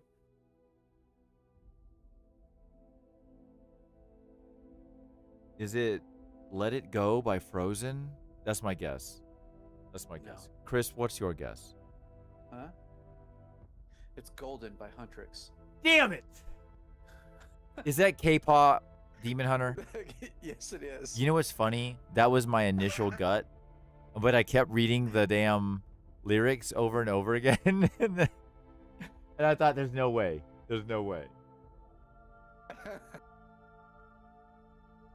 Funny to hear someone not know what that movie's called. Damn it! I liked Waffle's answer. What was Waffle's answer? Let me see. BYOB system went down. What's up, Spoon? How you doing? You know what's funny? Okay, the reason why I originally thought in my head that it was K-pop Demon Hunters was because my daughter despises that animation. I don't know why. Really? I don't understand it. I'm like, girl, you know you Asian, right? Which makes me giggle because Charlie literally told me the other day that some of the kids at school didn't believe that he was Asian. I was like, what? How? I was like, Claire definitely looks more Asian than Charlie does, in my opinion. But he got them 8th in him. He still looks Asian to me.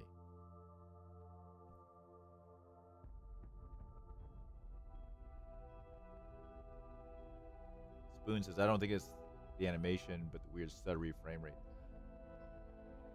Charlie don't look Asian through stream. That's funny. Waffles. I'm gonna ask Charlie how he feels. Like, just not asking him about your comment, but just him in general. Because it's like, you know, growing up for myself, my mother is 100% Korean. I'm 50%, right? If you know, I'm sure I'm not exactly 50 or whatever. But anyways, and I grew up in a military town that had a large Korean presence. And I have, you know, one of my closest, my little brother, not biologically, but we might as fucking well be. He's half Korean, but he's half Korean and German, whereas I think I'm supposedly half Korean and Swedish. And what's funny is he gets the fucking flush harsh, which I find even funnier because he's half German.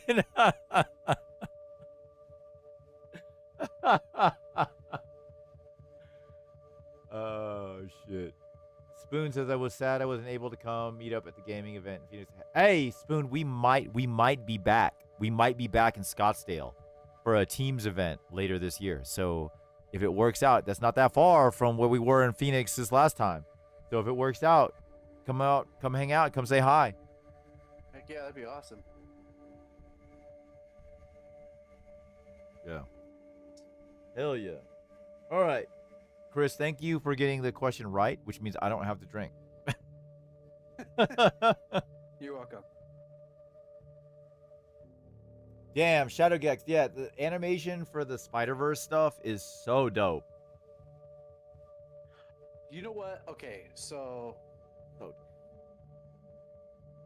some of the same people that did the Into the Spider-Verse and stuff were working on a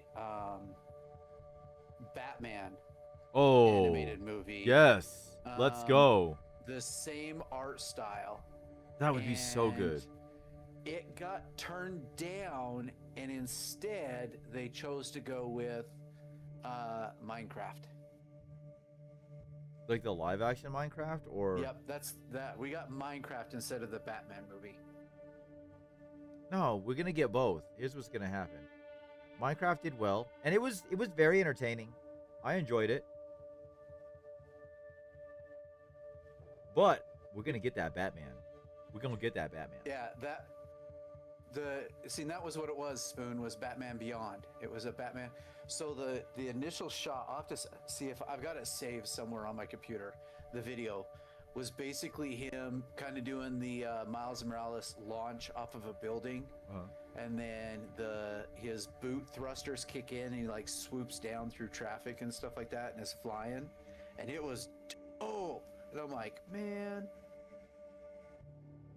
But you're right, they did do it. I mean, Minecraft was entertaining, dude. Jack Black sang that chicken song, one take. I know. That's all that. One take. That motherfucker's so talented. So talented. I was watching Mandalorian today. I'm rewatching this series, and today I watched the episode with Jack Black in it. Wait, what So were you good. rewatching? Mandalorian. Wait a minute. What? What was he in Mandalorian? He was he was married to the ruler of one of the planets, or one of the big cities and stuff, a princess. That's hilarious. I don't even remember this. Really? I do not even recall this at all. It's the same episode that has Christopher Lloyd in it. Oh my god. How did I blank this? Chuck must have been super time traveling. Super duper time traveling. Yeah, it's when Mando and Bo-Katan go to the planet that the rest of her fleet is camped at on the planet, and when they get there, they get taken to the city, to the two rulers of the city, and the one is Jack Black, and then Christopher Lloyd is their security. Yeah, he's married to Lizzo in the movie or in that episode. She's the princess. Oh my gosh! What?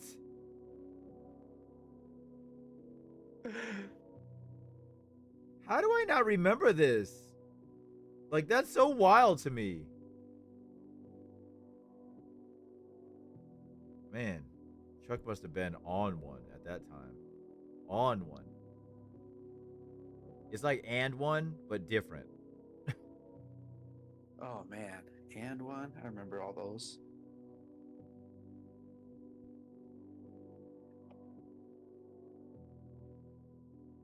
Oh, Yeah, and that's so one. funny. I just can't place that episode at all in my brain. Like, it just doesn't work. It's so funny.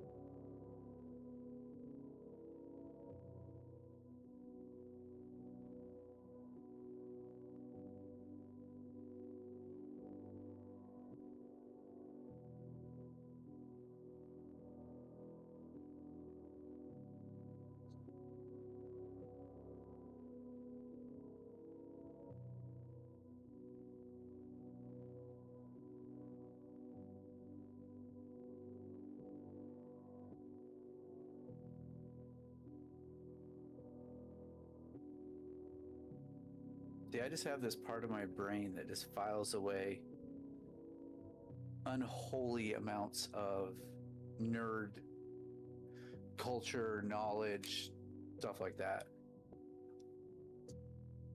I live my life more like 10-second Tom from 51st Dates. I thought you were gonna say a quarter mile at a time. Where we're going, we don't need roads. I live my life a quarter mile at a time. It's about family. Family. Oh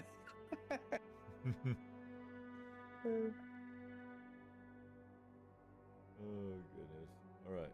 That looks pretty good. I'm pretty happy with that. Let's see how this. More like Chuck lives his life one shot glass at a time. Not wrong. I've been working on this battle standard for like 3 weeks, Shadow Gex. But I've been working on like 5 different projects all at one time.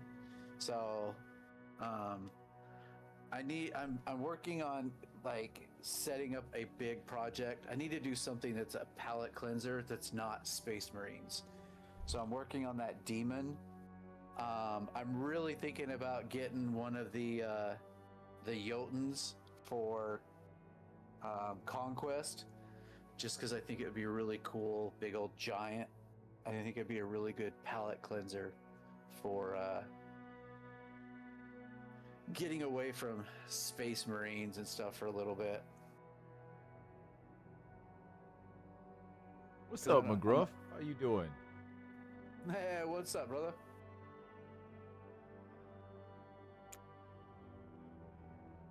So yeah, might get me one of those big old Jotuns for the Nords and paint that bad boy up. Nice. I did just get from Roadside Miniatures. They sent me a couple different statues that they want me to paint one as a feature model for their website. Oh, awesome. And one of them's this big like demon werewolf looking thing with big old 2 twin axes and stuff, and it's kind of standing on this rock outcropping. It's like 8 inches tall, and it's pretty freaking cool. Nice. So if I can't find one of the Jotuns that I want, I think I'll probably start messing around with that and paint that up.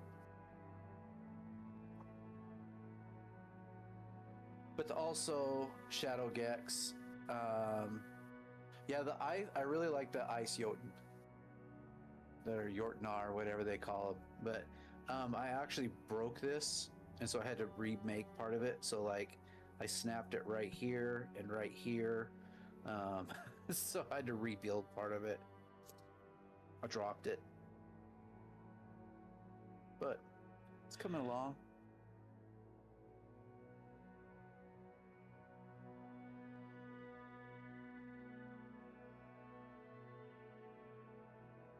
Mad McGruff says, working on my paint challenge piece. Nice. Heck yeah, dude.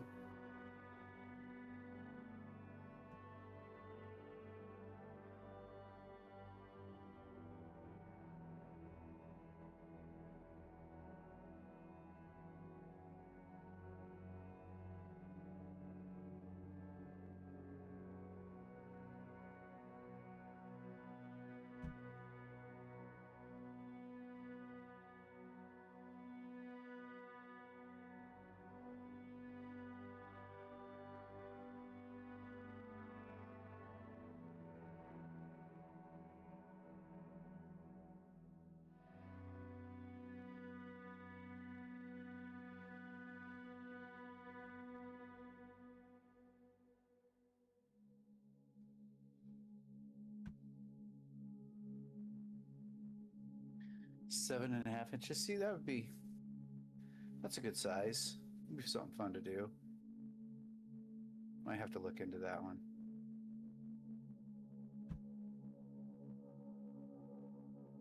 The other thing is, though, is like I'm like scared to start a big project like that right now because I know it's going to take me a while to do it, and where we're getting closer to starting to get ready for the move.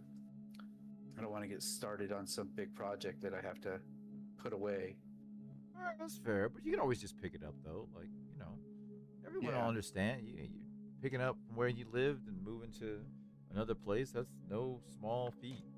Like, that's a lot of effort. I'm hoping that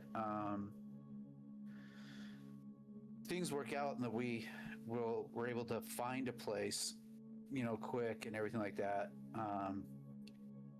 And we're kind of waiting on one right now to see if they have a. I've always been told it's a great size. That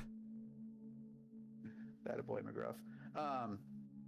There's a place that we found that we really like, but they have an offer on it, but it's contingent on the buyers selling their old house, which they're struggling with. And so we told them we wanted to make a cash offer on the house, and so we're hoping that they don't come through, and that we can get that one because it's got pretty much everything that we want. It's the smallest of all the properties that we've looked at, but it's still an acre of property. So nice.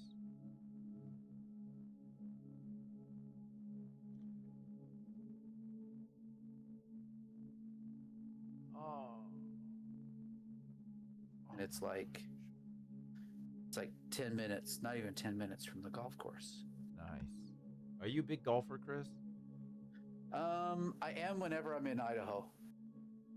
So, like, if you go to a course, like, what is it? Like, was 72 generally, like, average par for a 18?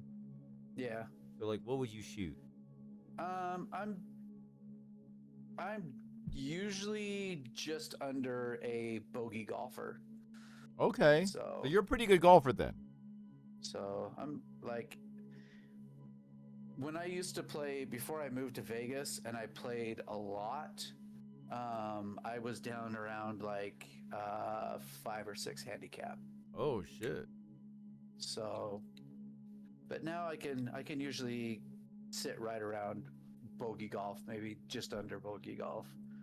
So we're gonna do. I have a feeling we're gonna do another Brady golf outing. Nice. Yeah, if it works out, it'd be fun to have you down. Heck yeah, we'll definitely. It was super fun last time, and it was actually really close. That's what I wanted to do for my birthday. Hell yeah! As a Brady golf thing.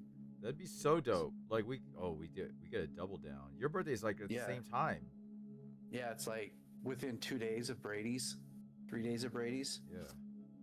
So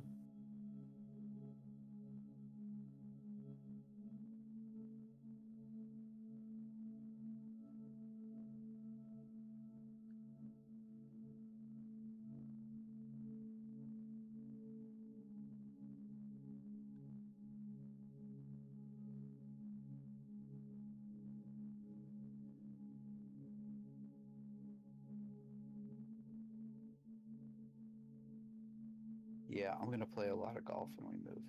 That's awesome. I love golf, man. It's so much fun. It's so hard, but it's so much fun. Well, the course I grew up playing and stuff like that, I can get a year membership for like $800. And so my dad does it every year. So he's like, Psh, there's a lot of days. He's like, I'll just go over there and play like 4 holes because that's all I have time for or something. And I'll go play 4 or 5 holes and then call it an evening, sneak over there before league or something. And then on the weekends, go play. He's like, you've only got to play like 20 rounds to pay for it in the year. Right. And I was like, oh, that's easy. 20 rounds to pay for it. Like when we go up there for a 10-day trip, me and my dad would play like 3 or 4 times just in that 10 days.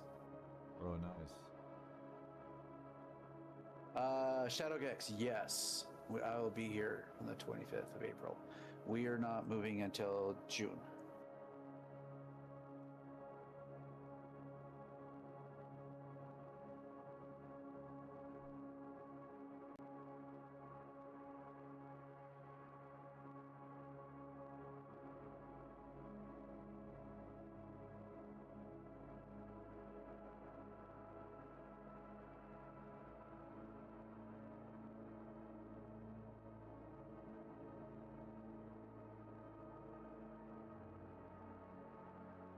Which is crazy because, like, for Wyoming, I'm going to be moving some stuff up to Idaho and then meeting up with you guys to go to Wyoming. And then I think there was something else. Like right after we got up to Idaho, there was another event that when's the Willard one? Oh, Willard's end of April. Last weekend of April. There's an Idaho Falls event, though. Maybe that was the one. I don't remember the dates, though. Drake sent them to me, but I can't recall them off the top of my head. But yeah, that would be a super dope one, too. I know there was one, like, right after we got up there that was... I was like, oh, that'd be cool.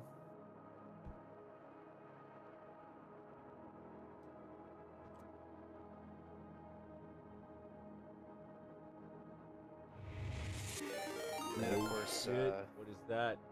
Roadside Miniatures coming in with a raid. Let's fucking go. Uh-oh. I have more. Uh-oh. What's up, Roadside? What's going on,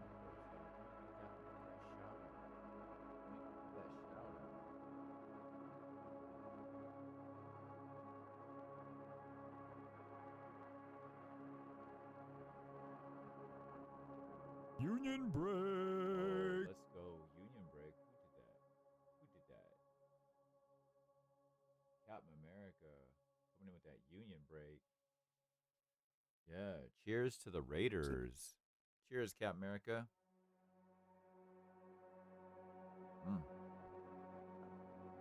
Much Cheers, love, sir. y'all. Cheers, Chris. My bad. Cheers, brother. But Delicious. definitely would be making a trip down to the bunker. Yeah, boy.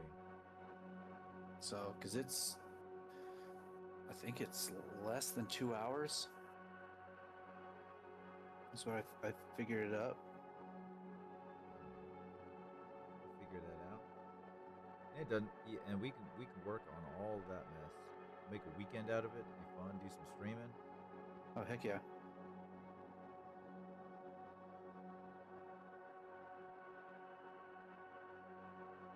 Tell you what, y'all. Edge highlighting makes all the difference. Makes all the difference.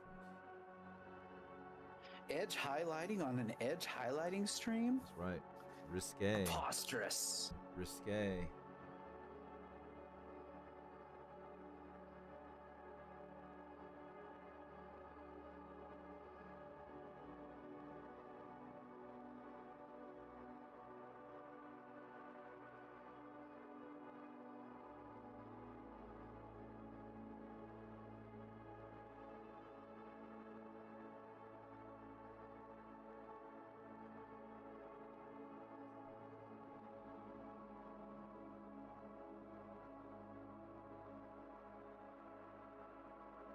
So how is Charlie's soccer team doing? They're doing all right. We've had one scrimmage and one game, and we did lose both. Uh, the the kids do real well. They just don't know situational soccer. Let me put it that way. Gotcha.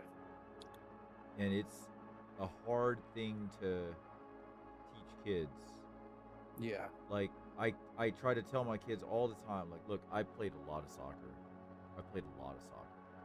And you know, I'm not gonna say I was amazing or anything like that. I think I was an average player, but I know a thing or two about soccer and like the concepts around soccer. And so when I try to talk to my kids all the time. Same with the kids that I coach and stuff. It's like the movement you do off the ball is more important than the movement you do with the ball.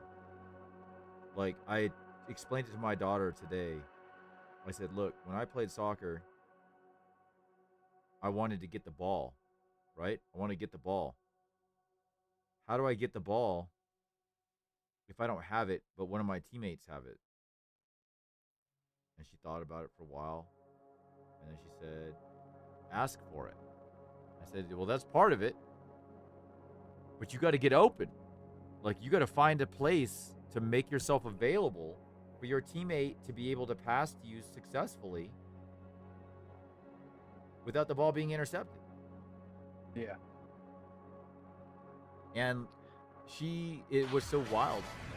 No, who did it this time? Mr. McGruff. Sorry. Roadside said, how are you nerds doing in here? We are doing great. Muy bien. I was supposed to paint tonight, but I was super frazzled dealing with our net, doing the dumb.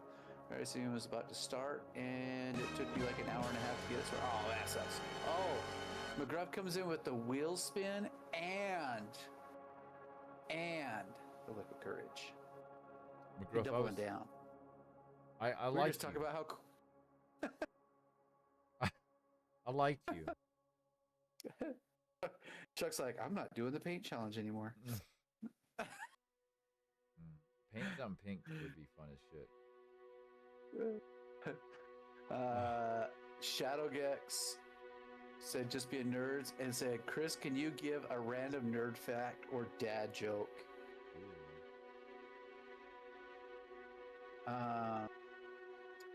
Chuck, did you know that koi fish always travel in groups of 4? Why? It's for danger purposes. So if danger approaches, A, B, and C koi fish can scatter and swim away and leave behind the decoy. I see where you went there, sir. Touche. Touche. Okay, McGruff, if that's your real name. If that's who you really are.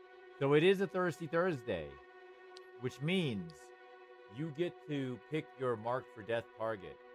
So take a look at the wheel, pick your marked for death target. If the wheel so chooses to land on your said marked for death target, we will enact the effect and spin again for free, but you do not get another guess.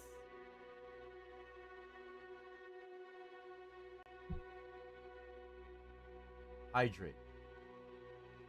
How many hydrates are left? 1, 2, 3. We got 1, 2 millis. We get a reset. Name that movie. Okay, yeah. Hydrate definitely has the largest Presence. chance of landing. All right. Good luck, McGruff. Oh, God. Wheel, please be kind. Please be kind. Please be kind. Please be kind. Please be kind. Please be kind. Yes! Yes! Union break. Let's go. Thank you for your patronage. Cheers, Chris. Cheers, McGruff. Cheers, sir.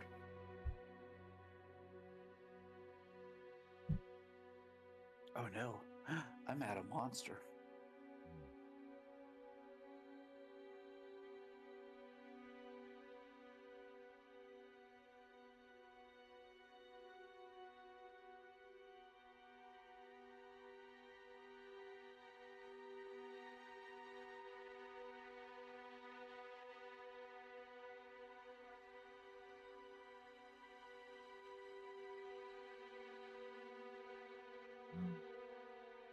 I love this red.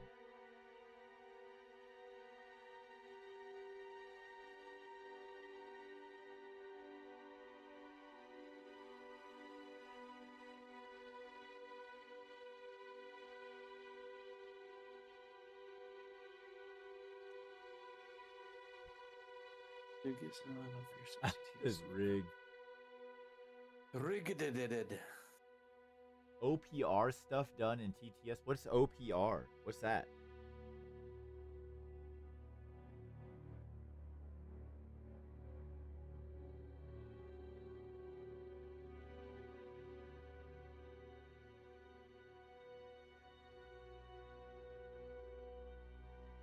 Alright, I like how that one is edged. That one looks good. One-page rules. One page. Oh, gotcha.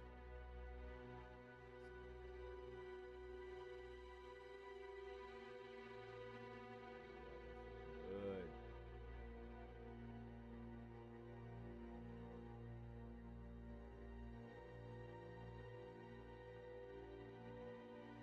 So I was attempting to do non-metallic gold on this. Yeah, boy. I am not very good.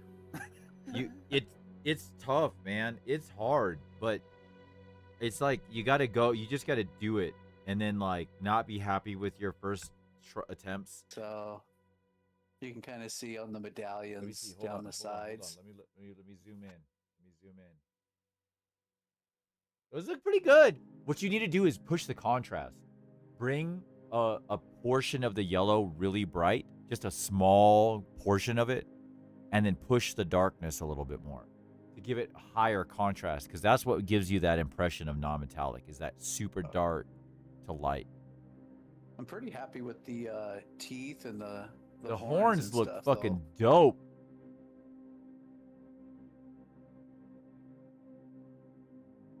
though.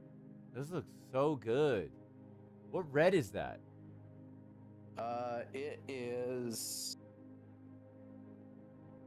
red oxide from Pro Acryl, and then the deep shadows are blanched berry, the one color from the John Blanche set.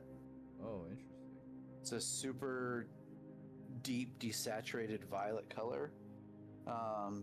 So that's washed down into the deep recesses, and then I used a little bit of mahogany and the red oxide to start bringing it up, and then back to the red oxide, and then a mixture of red oxide and bold pyrrole, and then bold pyrrole on the end, like on the highest highlights. Yeah, that bold pyrrole is a good color. Yeah, it is. Woo!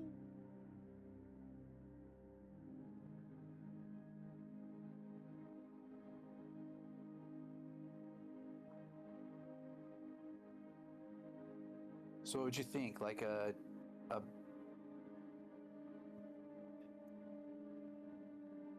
So I've got for like a good yellow. You mean something like a warm or demonic yellow, or something softer like a yellow ochre? Oh no, McGruff, it did not. No, I'm sorry. Thank you for reminding me about your liquid courage. I forgot all about it. Wasted minds out there slacking. Slacking. Here's some of my yellows. Ooh. I will tell you what, my favorite yellow.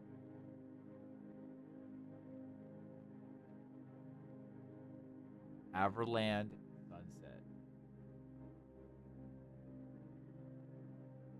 Love me some Everland Sunset. This shit is it is not a bright yellow, but oh, it's a good yellow. It's like it's kind of like a greenish yellow, if you will. And then I like this Uriel yellow too. It's pretty nice. I haven't tried though the Monument or the Army Painter yellows yet, so I have to give them a go. Well, maybe I'll come in with some fiendish yellow, and then build up into some of the demonic yellow to cap those off. Yellow's a good color. All right. McGruff, if that's your real name.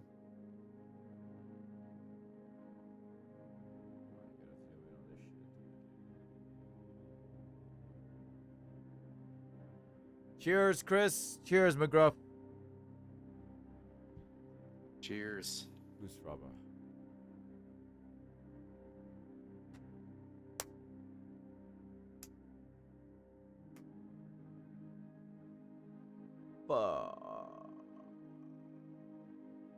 Hiya. Some more edging done here. Because we're getting pretty close to assembly now. Sweet. Which I am digging. Can't wait to put the thing on the table and get shot off turn 1. Too much. I still need to finish the base on my Gladiator, but the first game I put it on the table after I finished painting it, turn 1, shot. Done.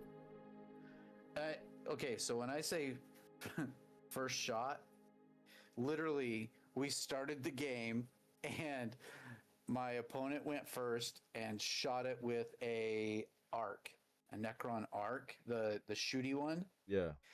Very first dice roll of the game for shooting kills my Gladiator. Oh no. I was like, oh well, that was fun. Oh no. What's funny is the same dude, when I very first finished my Logan Grimnar on Storm Rider, turn 1, shot that off the table. Oh no. I told him, I was like, I'm not going to play you anymore. It was Ray from War Room. I told him, I was like, I'm not playing you anymore when I finish painting a model. You get like my second or third game from now on. Roadside asks, what do y'all think of all they announced for 11 so far? McGruff says, not super happy about it. I'm glad old codex aren't just getting thrown out instead, which is true.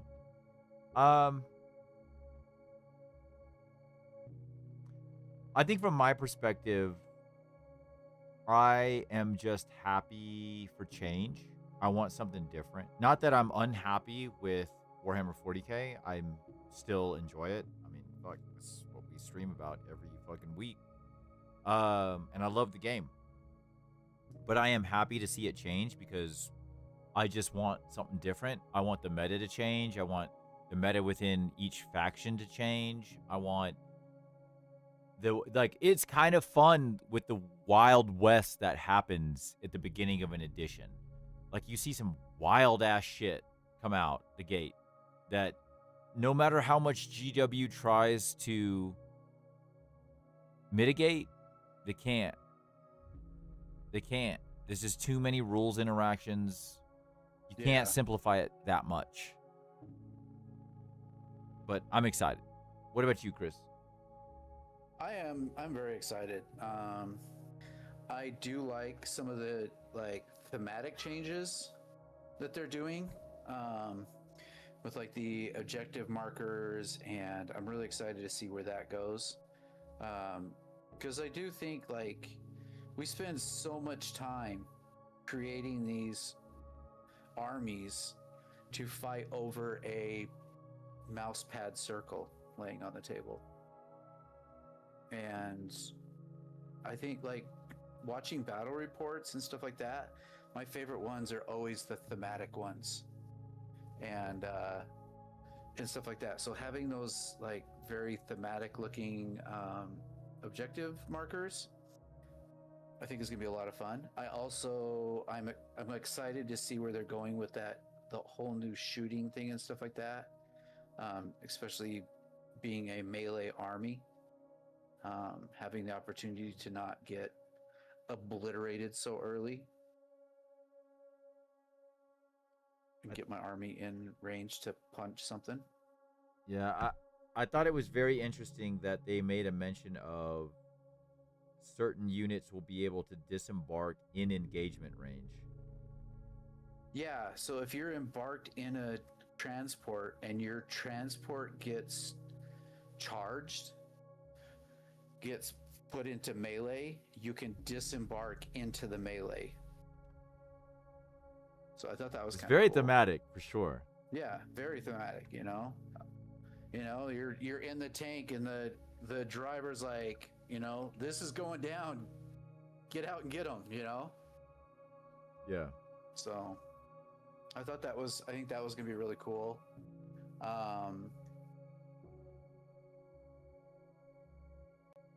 Something else that they said I was like, oh, that's kind of cool. The different game modes that they're bringing in for like Kill Team, with the was it the Nemesis or whatever creatures. So you got those big old creatures coming in. So you're not just fighting another squad. You can be more of a story driven. I think they're trying to do a lot more with the thematic stuff, I think. Because a lot of people really enjoy that, the story driven part of the, you know. Oh, absolutely. We read the books, we know the stories, we know the lore, and then we ignore all of it and go play a tournament. That's fair. The tournament scene, the comp scene, and the narrative scene are, you know, and this kind of goes back into the conversation with, you know, and funny enough, right? Like, so, you know, Chris, you and Gavin are in very heavily involved in kind of the narrative, the fun 40K, if you will. Yeah. For a lack of a better way to put it. And I have been there, and that's where I started because I wanted to play 40K to have city fights. That was the whole, like, when my buddy asked me to get back into it, and when I finally said yeah, I always envisioned playing Warhammer 40K in like a crazy ass city environment with like ruined buildings and like all kinds of shit. And that's what I built toward. And I have a bunch of terrain that I modified out of foam core and like some of the old GW kits. And I even built like I made it modular so that it would fit with the city imperial sector table, like the full big ass table with all the tiles.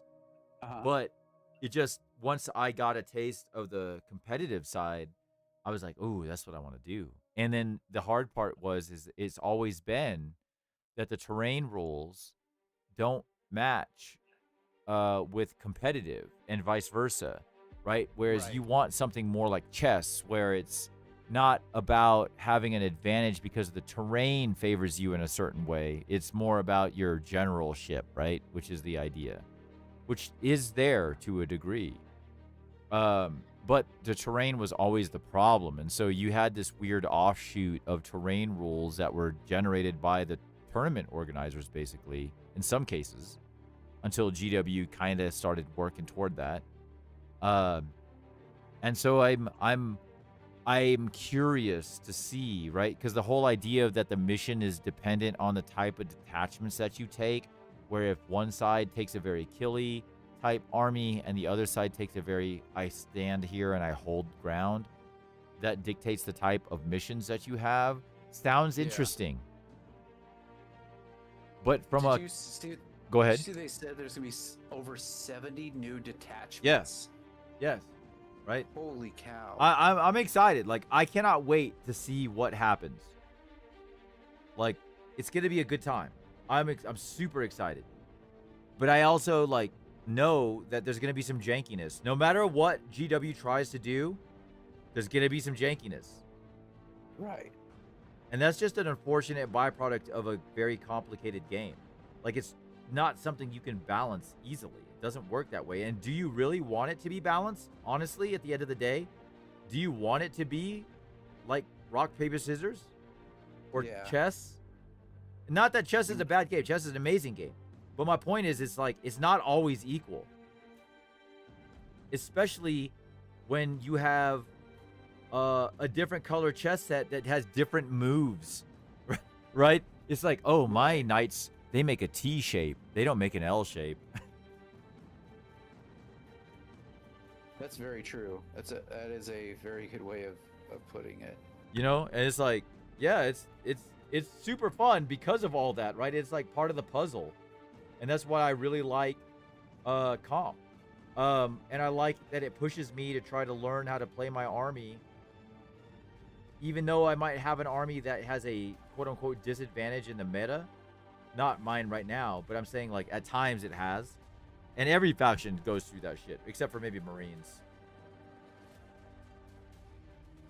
I will say, so they said something about leaders last night, and I didn't catch it fully what they said, but something I really hope that they change or do something more with in 11th is your warlord. You have to have a warlord in your list. You have to choose a warlord. But what does a warlord do in your list? He gives up assassination points. Yeah, that's for so for one thing, like there's really, like, the warlord doesn't do anything. Like, I think if you have your war, like in the narrative stuff, crusade stuff, yeah, your warlord is, you know, there's a lot to it. They get more leveled up, they get all these other bonuses, they give more bonuses to your army, you score more points for killing your opponent's warlord. But in competitive, it's just a check mark on the app. Holes and holes, man. So, like, it would be cool if there was more stuff to do with the warlord to make you focus on, hey, I need to get their warlord off the table, or I need to protect my warlord because of this bonus or that bonus, or, you know, type of thing. And it doesn't, like, you know, I protect Logan Grimnar right now because of his Vectora, you Right. know, but what if I don't want to put Logan Grimnar in as my warlord? Why am I protecting Ragnar? Because he's my warlord now. Or Niall the Stormcaller, Ariak Rockfist. Why, you know, what's the purpose of it? So I think something more along those lines added into the competitive scene would be really cool. I want to have a reason to have a warlord. Sure. Yeah. I mean, and like that, you know, so there's been times where they've had Hero Hammer, right? Where it's like, it's all about the characters and the units are just kind of like fluff. And it's an interesting scenario because, again, faction dependent.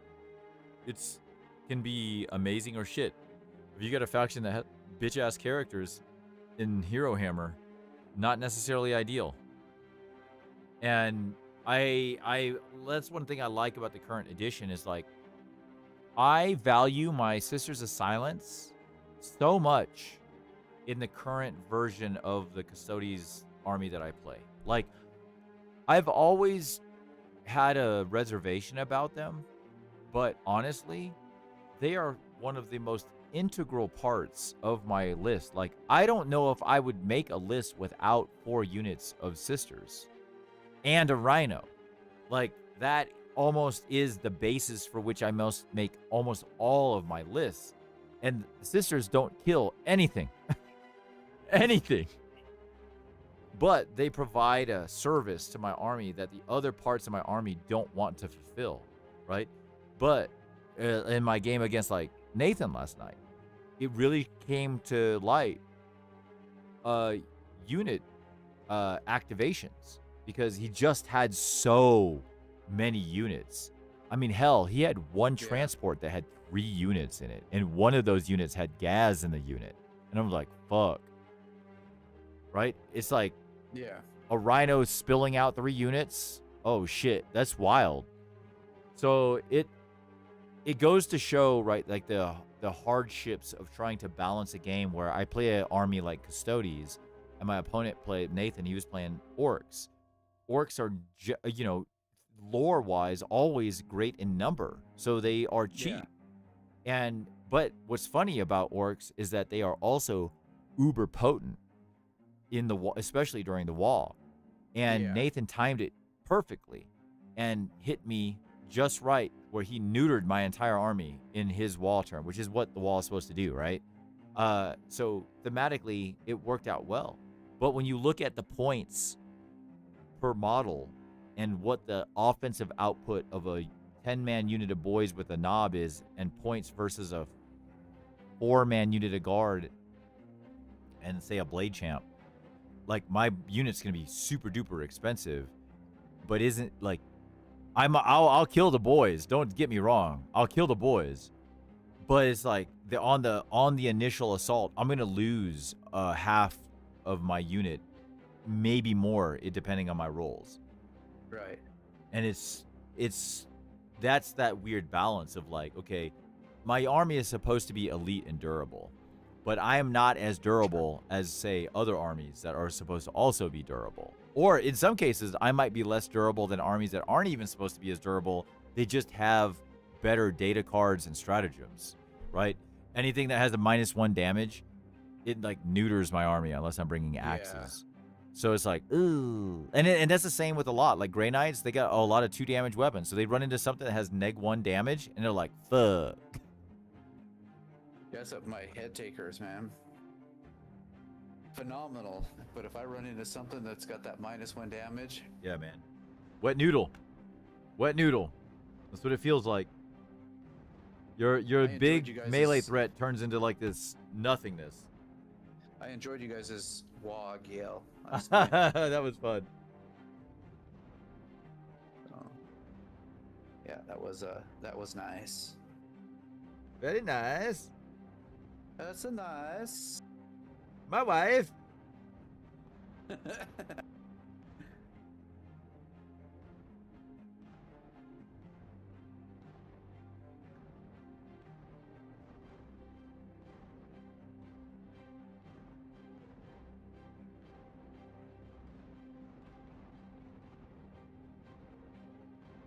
I was watching a thing from Art of War today, and they were talking about like where Space Wolves are at right now, and they're kind of in a weird they're in a weird spot.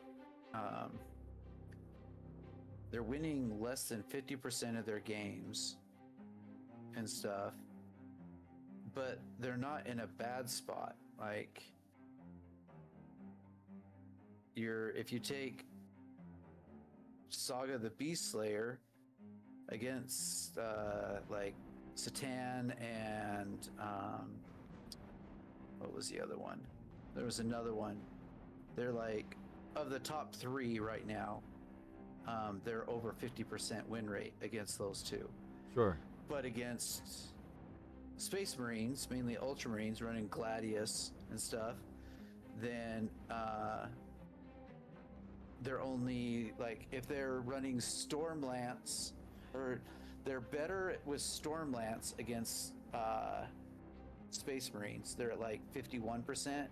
Beast Slayer's at like 37%, and that's the 2 highest. But if you're against the other 2, the Satan one, and I can't remember the other one, then if you run a Beast Slayer, you're at like 57 to 58% win rate, and like 32 if you're running Stormlance. It was crazy, like the difference.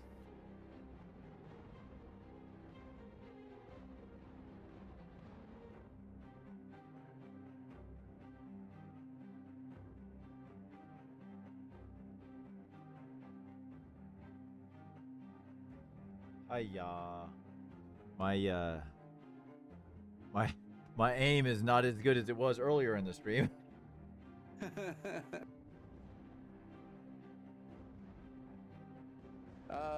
Living Tribunal, there's a couple different sites that you can look at. Art of War, they post a lot of like video shorts and stuff on YouTube, and they'll talk about the win percentages and stuff like that from different armies. Where did I see one the other day?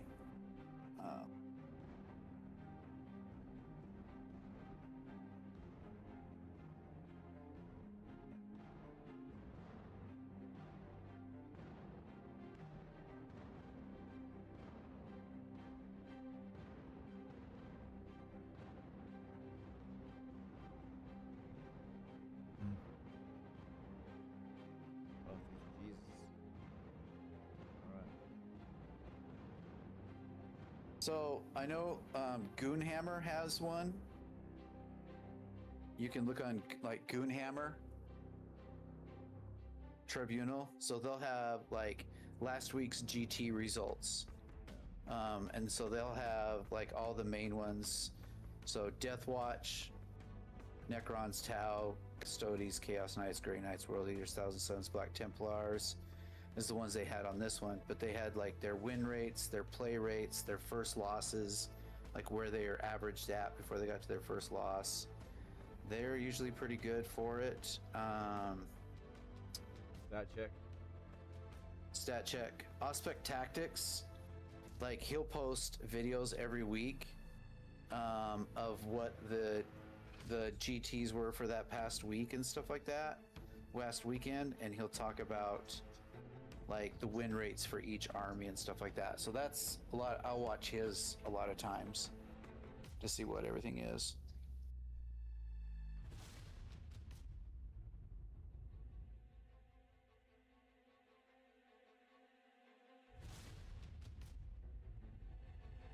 Right. Look at us go. Oh no, I forgot to highlight these guys. I gotta do these guys next. I was so close. I just gotta do the skulls here. Oh no, McBuff.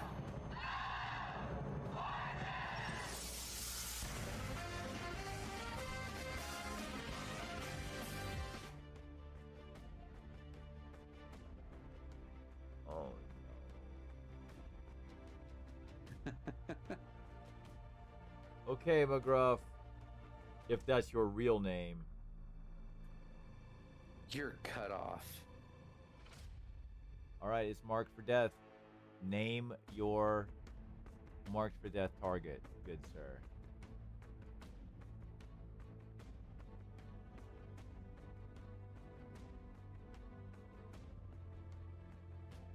Oh, hydrate. What do we got? We still got 3 hydrates. Still got 3 hydrates. Oh. We got what? We got 2 liquid courages. We're gonna name a movie quote. We get reset cooldowns. Oh no. We are in danger. I'm gonna manifest movie quote.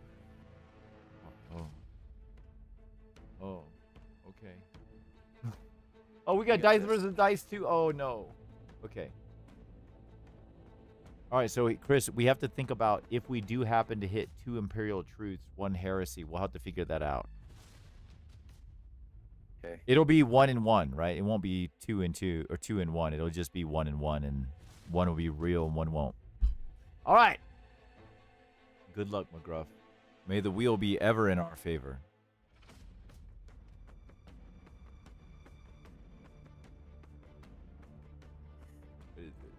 Yes! Inquiring mind. This is delightful. This is one of the best results we could have gotten. Okay. Well, Gruff, you get to ask a question. Chris and I will answer as honestly or dishonestly as we so choose. But the world is your oyster. He said trash. He said trash.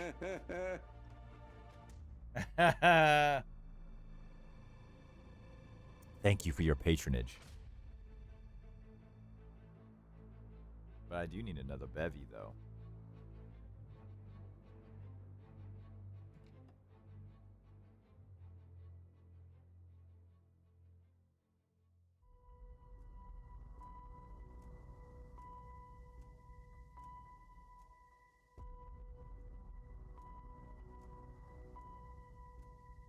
Uh-oh.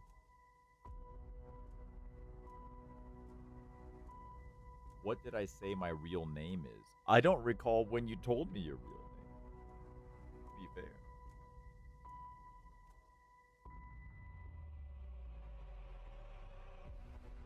The Gruff the crime fighting dog.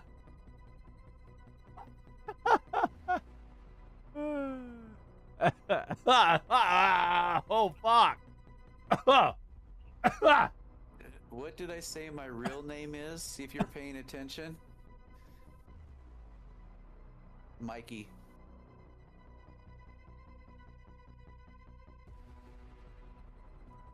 hint. It was in the chat, like It's the Mike. chat this night. Mikey. In the chat tonight. Oh, what's up, Babyotic? What's up, man?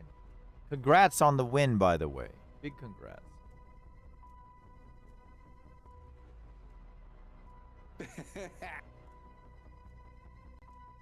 Take that, McGruff. I don't recall you saying it in chat. I could have also missed it because I'm not, depending on where I'm at in my painting. Very possible. Oh, I do need to hit. He said it when he did the one redeem, and you said, McGruff, if that is your name. Oh, I didn't And see he that. said, it's Mikey. I didn't see the response. That's on me. I got you. Yeah, I got you covered, Chuck. I appreciate you.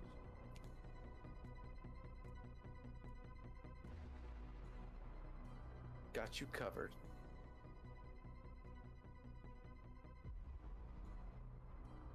Oh my gosh, that was terrible. What was that?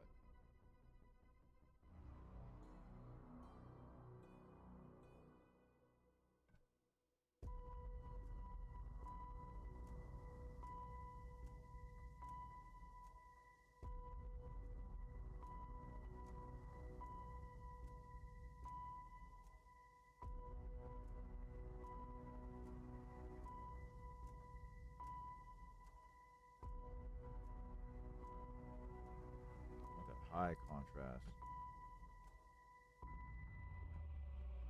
That bright ass red on top.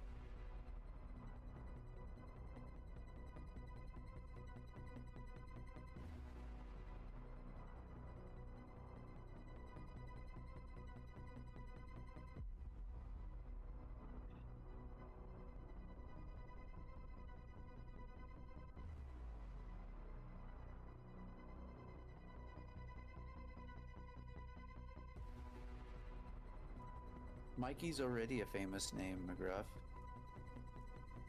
Give it to Mikey. He'll eat it. Remember those commercials, Chuck? It's very familiar. Give it to Mikey.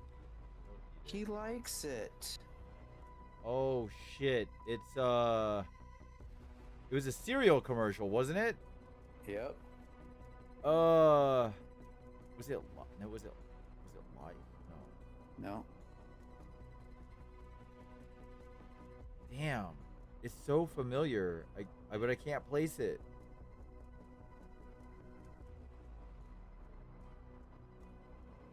Cereal. 3 letters.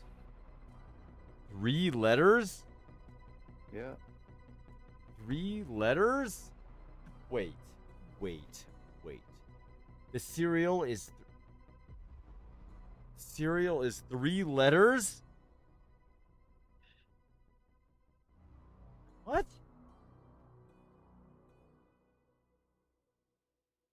3 letters. Roadside. I haven't stabbed myself anymore. I put it back in the box for the time being. Oh, kicks. I was not gonna get there. I was not getting that one. Just gonna let y'all know. Like, the commercial was familiar, but I could not remember the cereal name. It was not gonna happen.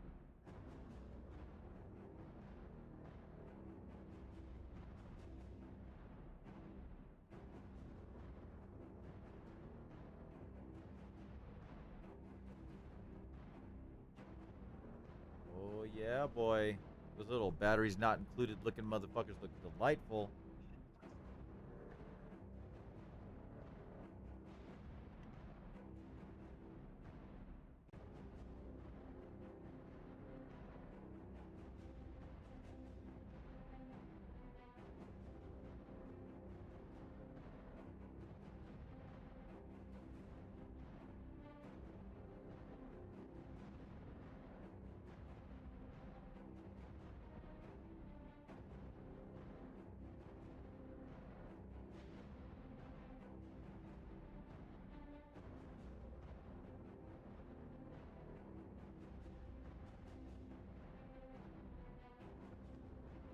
Oh man.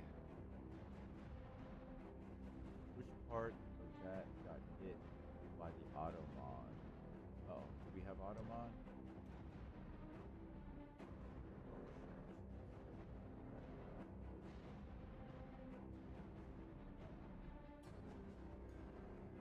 What?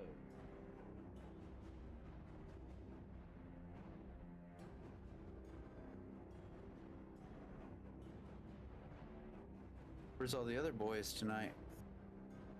That's a good question. I don't know. I know Drake is traveling for work. Brady was sick, so and then I don't know what Mario had going on this evening, but he definitely was busy.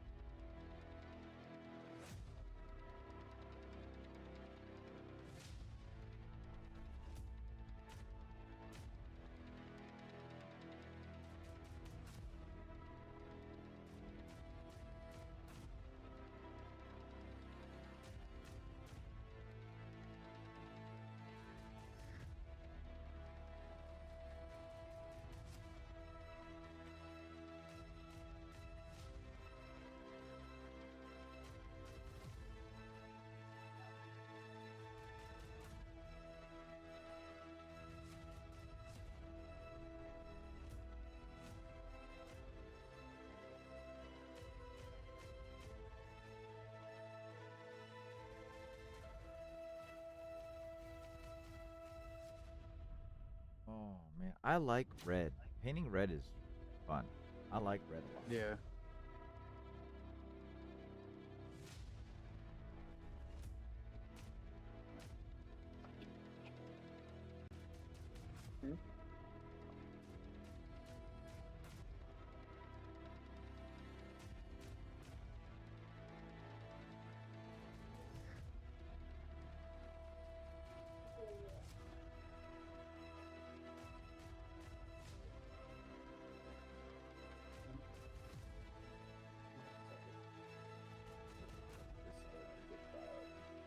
Not do that side. Whole side is missing.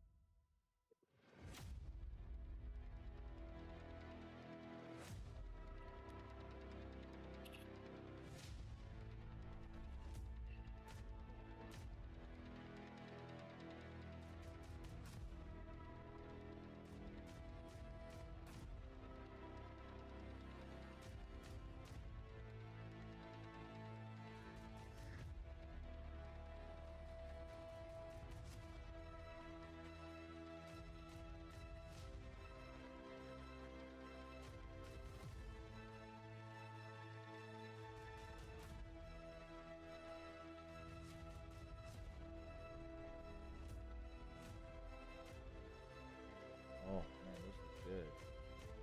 I'm excited to see those on the model. Once I get the lenses painted, oh yeah, it's gonna look dope. Well, I'm excited. We're getting close.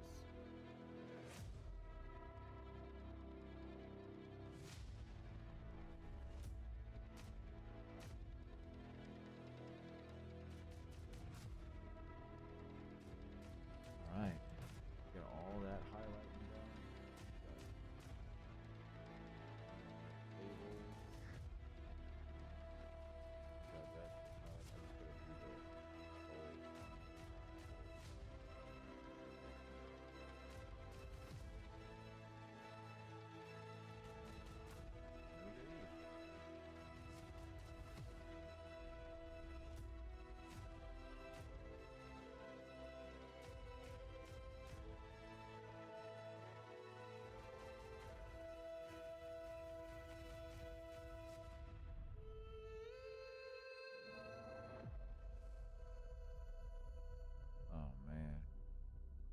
gruff Shadow Gex, man.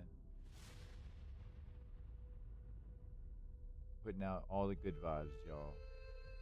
Wishing y'all and y'all's families the best. Put all the good vibes out in the universe, man. Manifest that shit. Heck yeah.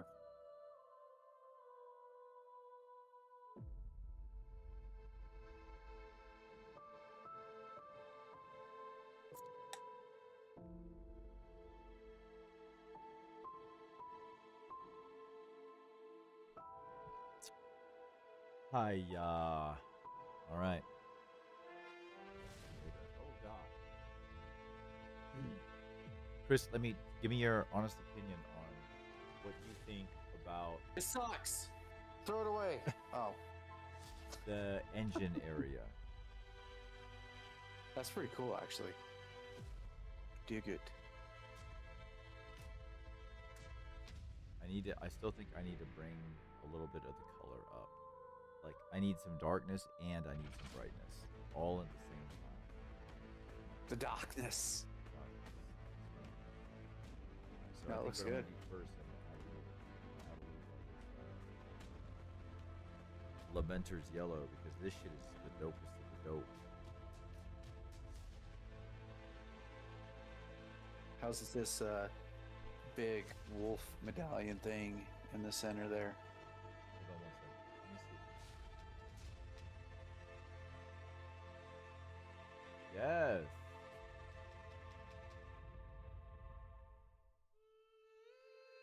It looks good. It looks so good. I just gotta do the two gems in the center right there. So I think I'm gonna do a second one. So since I'm running two head taker units, Yeah.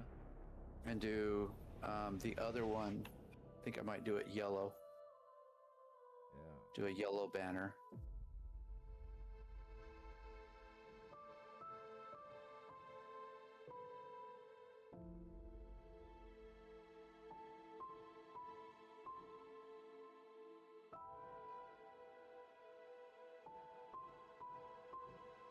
Awesome.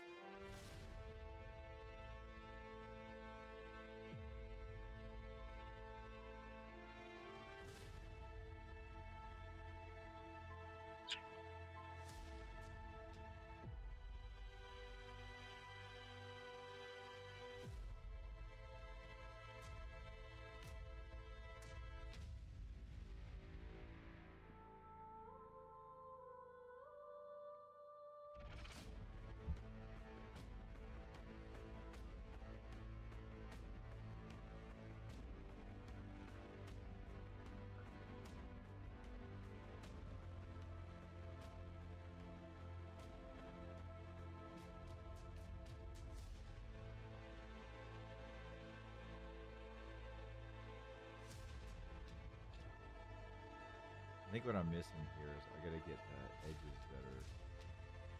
I think that's what I gotta do. Gotta get the wood better, I think. Just glaze a little more. Sell that OSL effect a little more.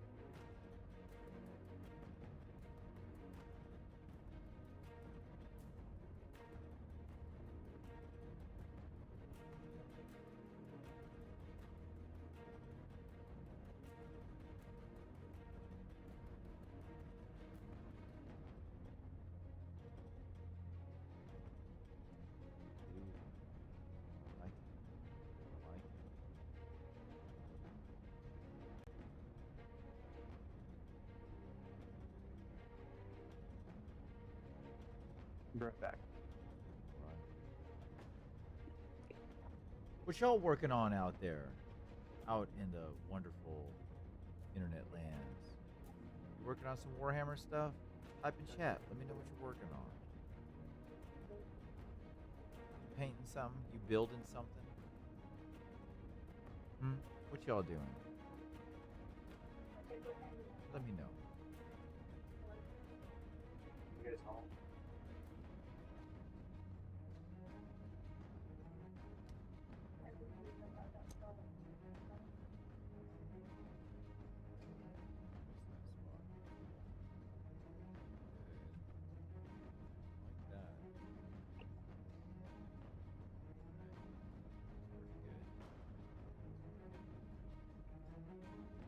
Putrid lightning. Get a flyer. Oh.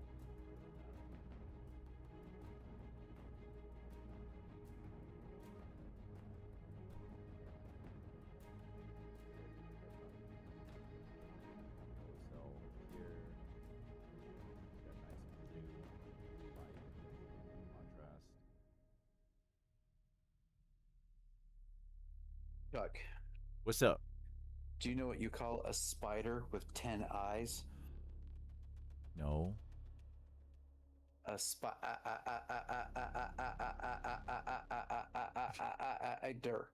I see. I see. I see what you did there. All right. You know one thing I don't like? I don't like the little antenna being red. I don't like it at all. I think I'm going to change that. I think I'm just going to make it silver.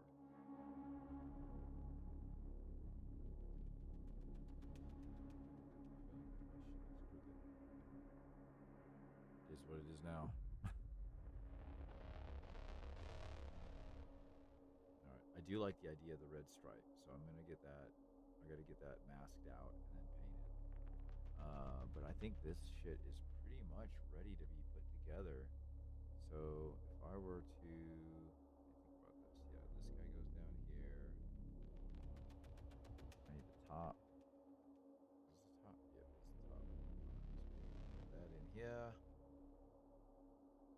Okay, let's see what we got.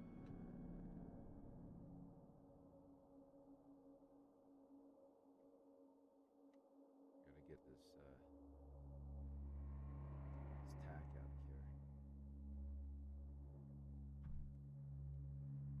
This gorilla tack is the shit.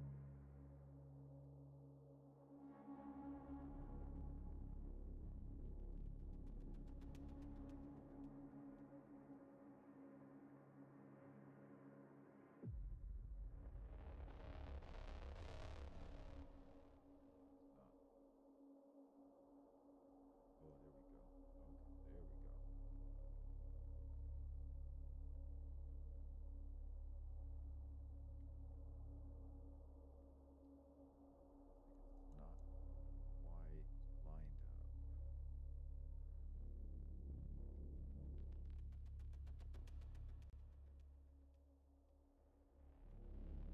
quite lined up. There we go. There we go. Oh, nope.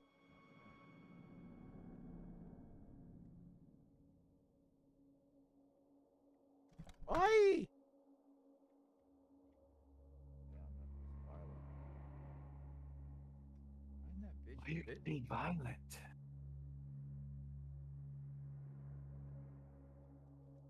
Oh, there it goes, like so. Okay. That's fine. And why did this one not bit me? Hands turned in too much. Is that me being a dumbass?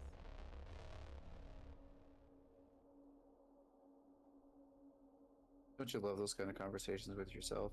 Absolutely. I have them all the Right. time. Why aren't you working? Am I being stupid? Why are you so dumb?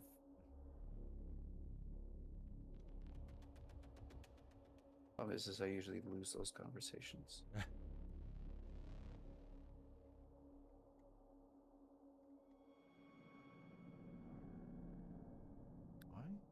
Why does my shit not feel like it's settling like it should.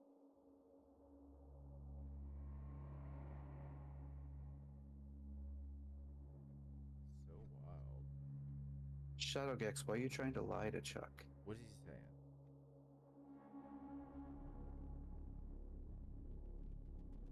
Seeing that I said I don't like it, you could send the Land Raider to him. Alright,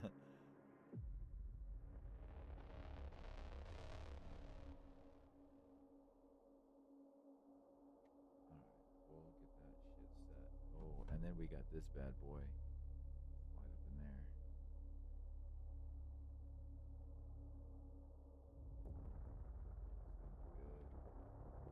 Good. Good.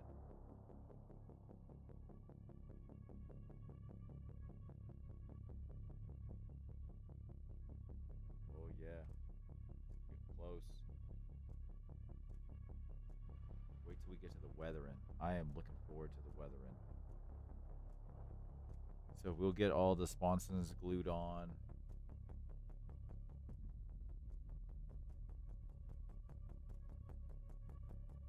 And then all we gotta do is weather this bitch. Nice. All right, my friend. It is the witching hour. We did it, Chris. We did it. Holy cow, it is. Now I'll tell you what. I did not even get to eat dinner. So I'm surprised I'm standing. Because I'm not. I'm seated. Ha! Joke's on you guys. Oh, okay. Let's see who we're going to raid tonight. Let's see who's out there. We got to always start with our Warhammer category. We got some TTS. The Old World. I don't know what. A Rogue Trader.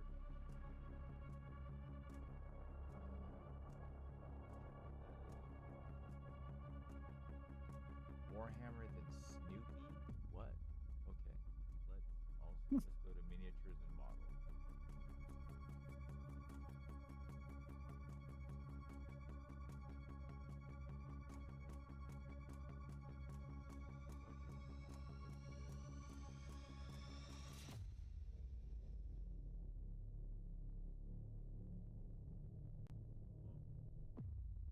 Tell.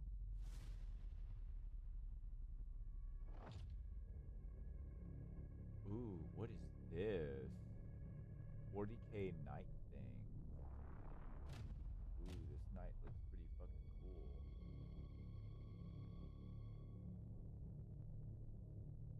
Which one are you looking at? That one was Burning Clock. Burning Studios. Clock Studios. Yeah, that shit Burning looks Clock's Burning Clock's good people. cool. Oh yeah? I follow. Yeah, I follow them. All right. Ooh, So, what's this? Torgaradon. Let's take a look at this real quick. um, Oh, you don't even know how to pronounce his name. Daddy Kelt is on. Or let's see, Dead Wolf is playing a game. It's Let's not go to big. the night. Let's go to Burning Clock. Let's go there. Yeah, That sounds dope. Burning That night Clocks. looks pretty fucking cool too. yeah. All right. Okay, y'all. We're gonna go raid Burning Clock Studios. Chris, hey man, big shout out to you. If you're not following the Dork Depot, you should be.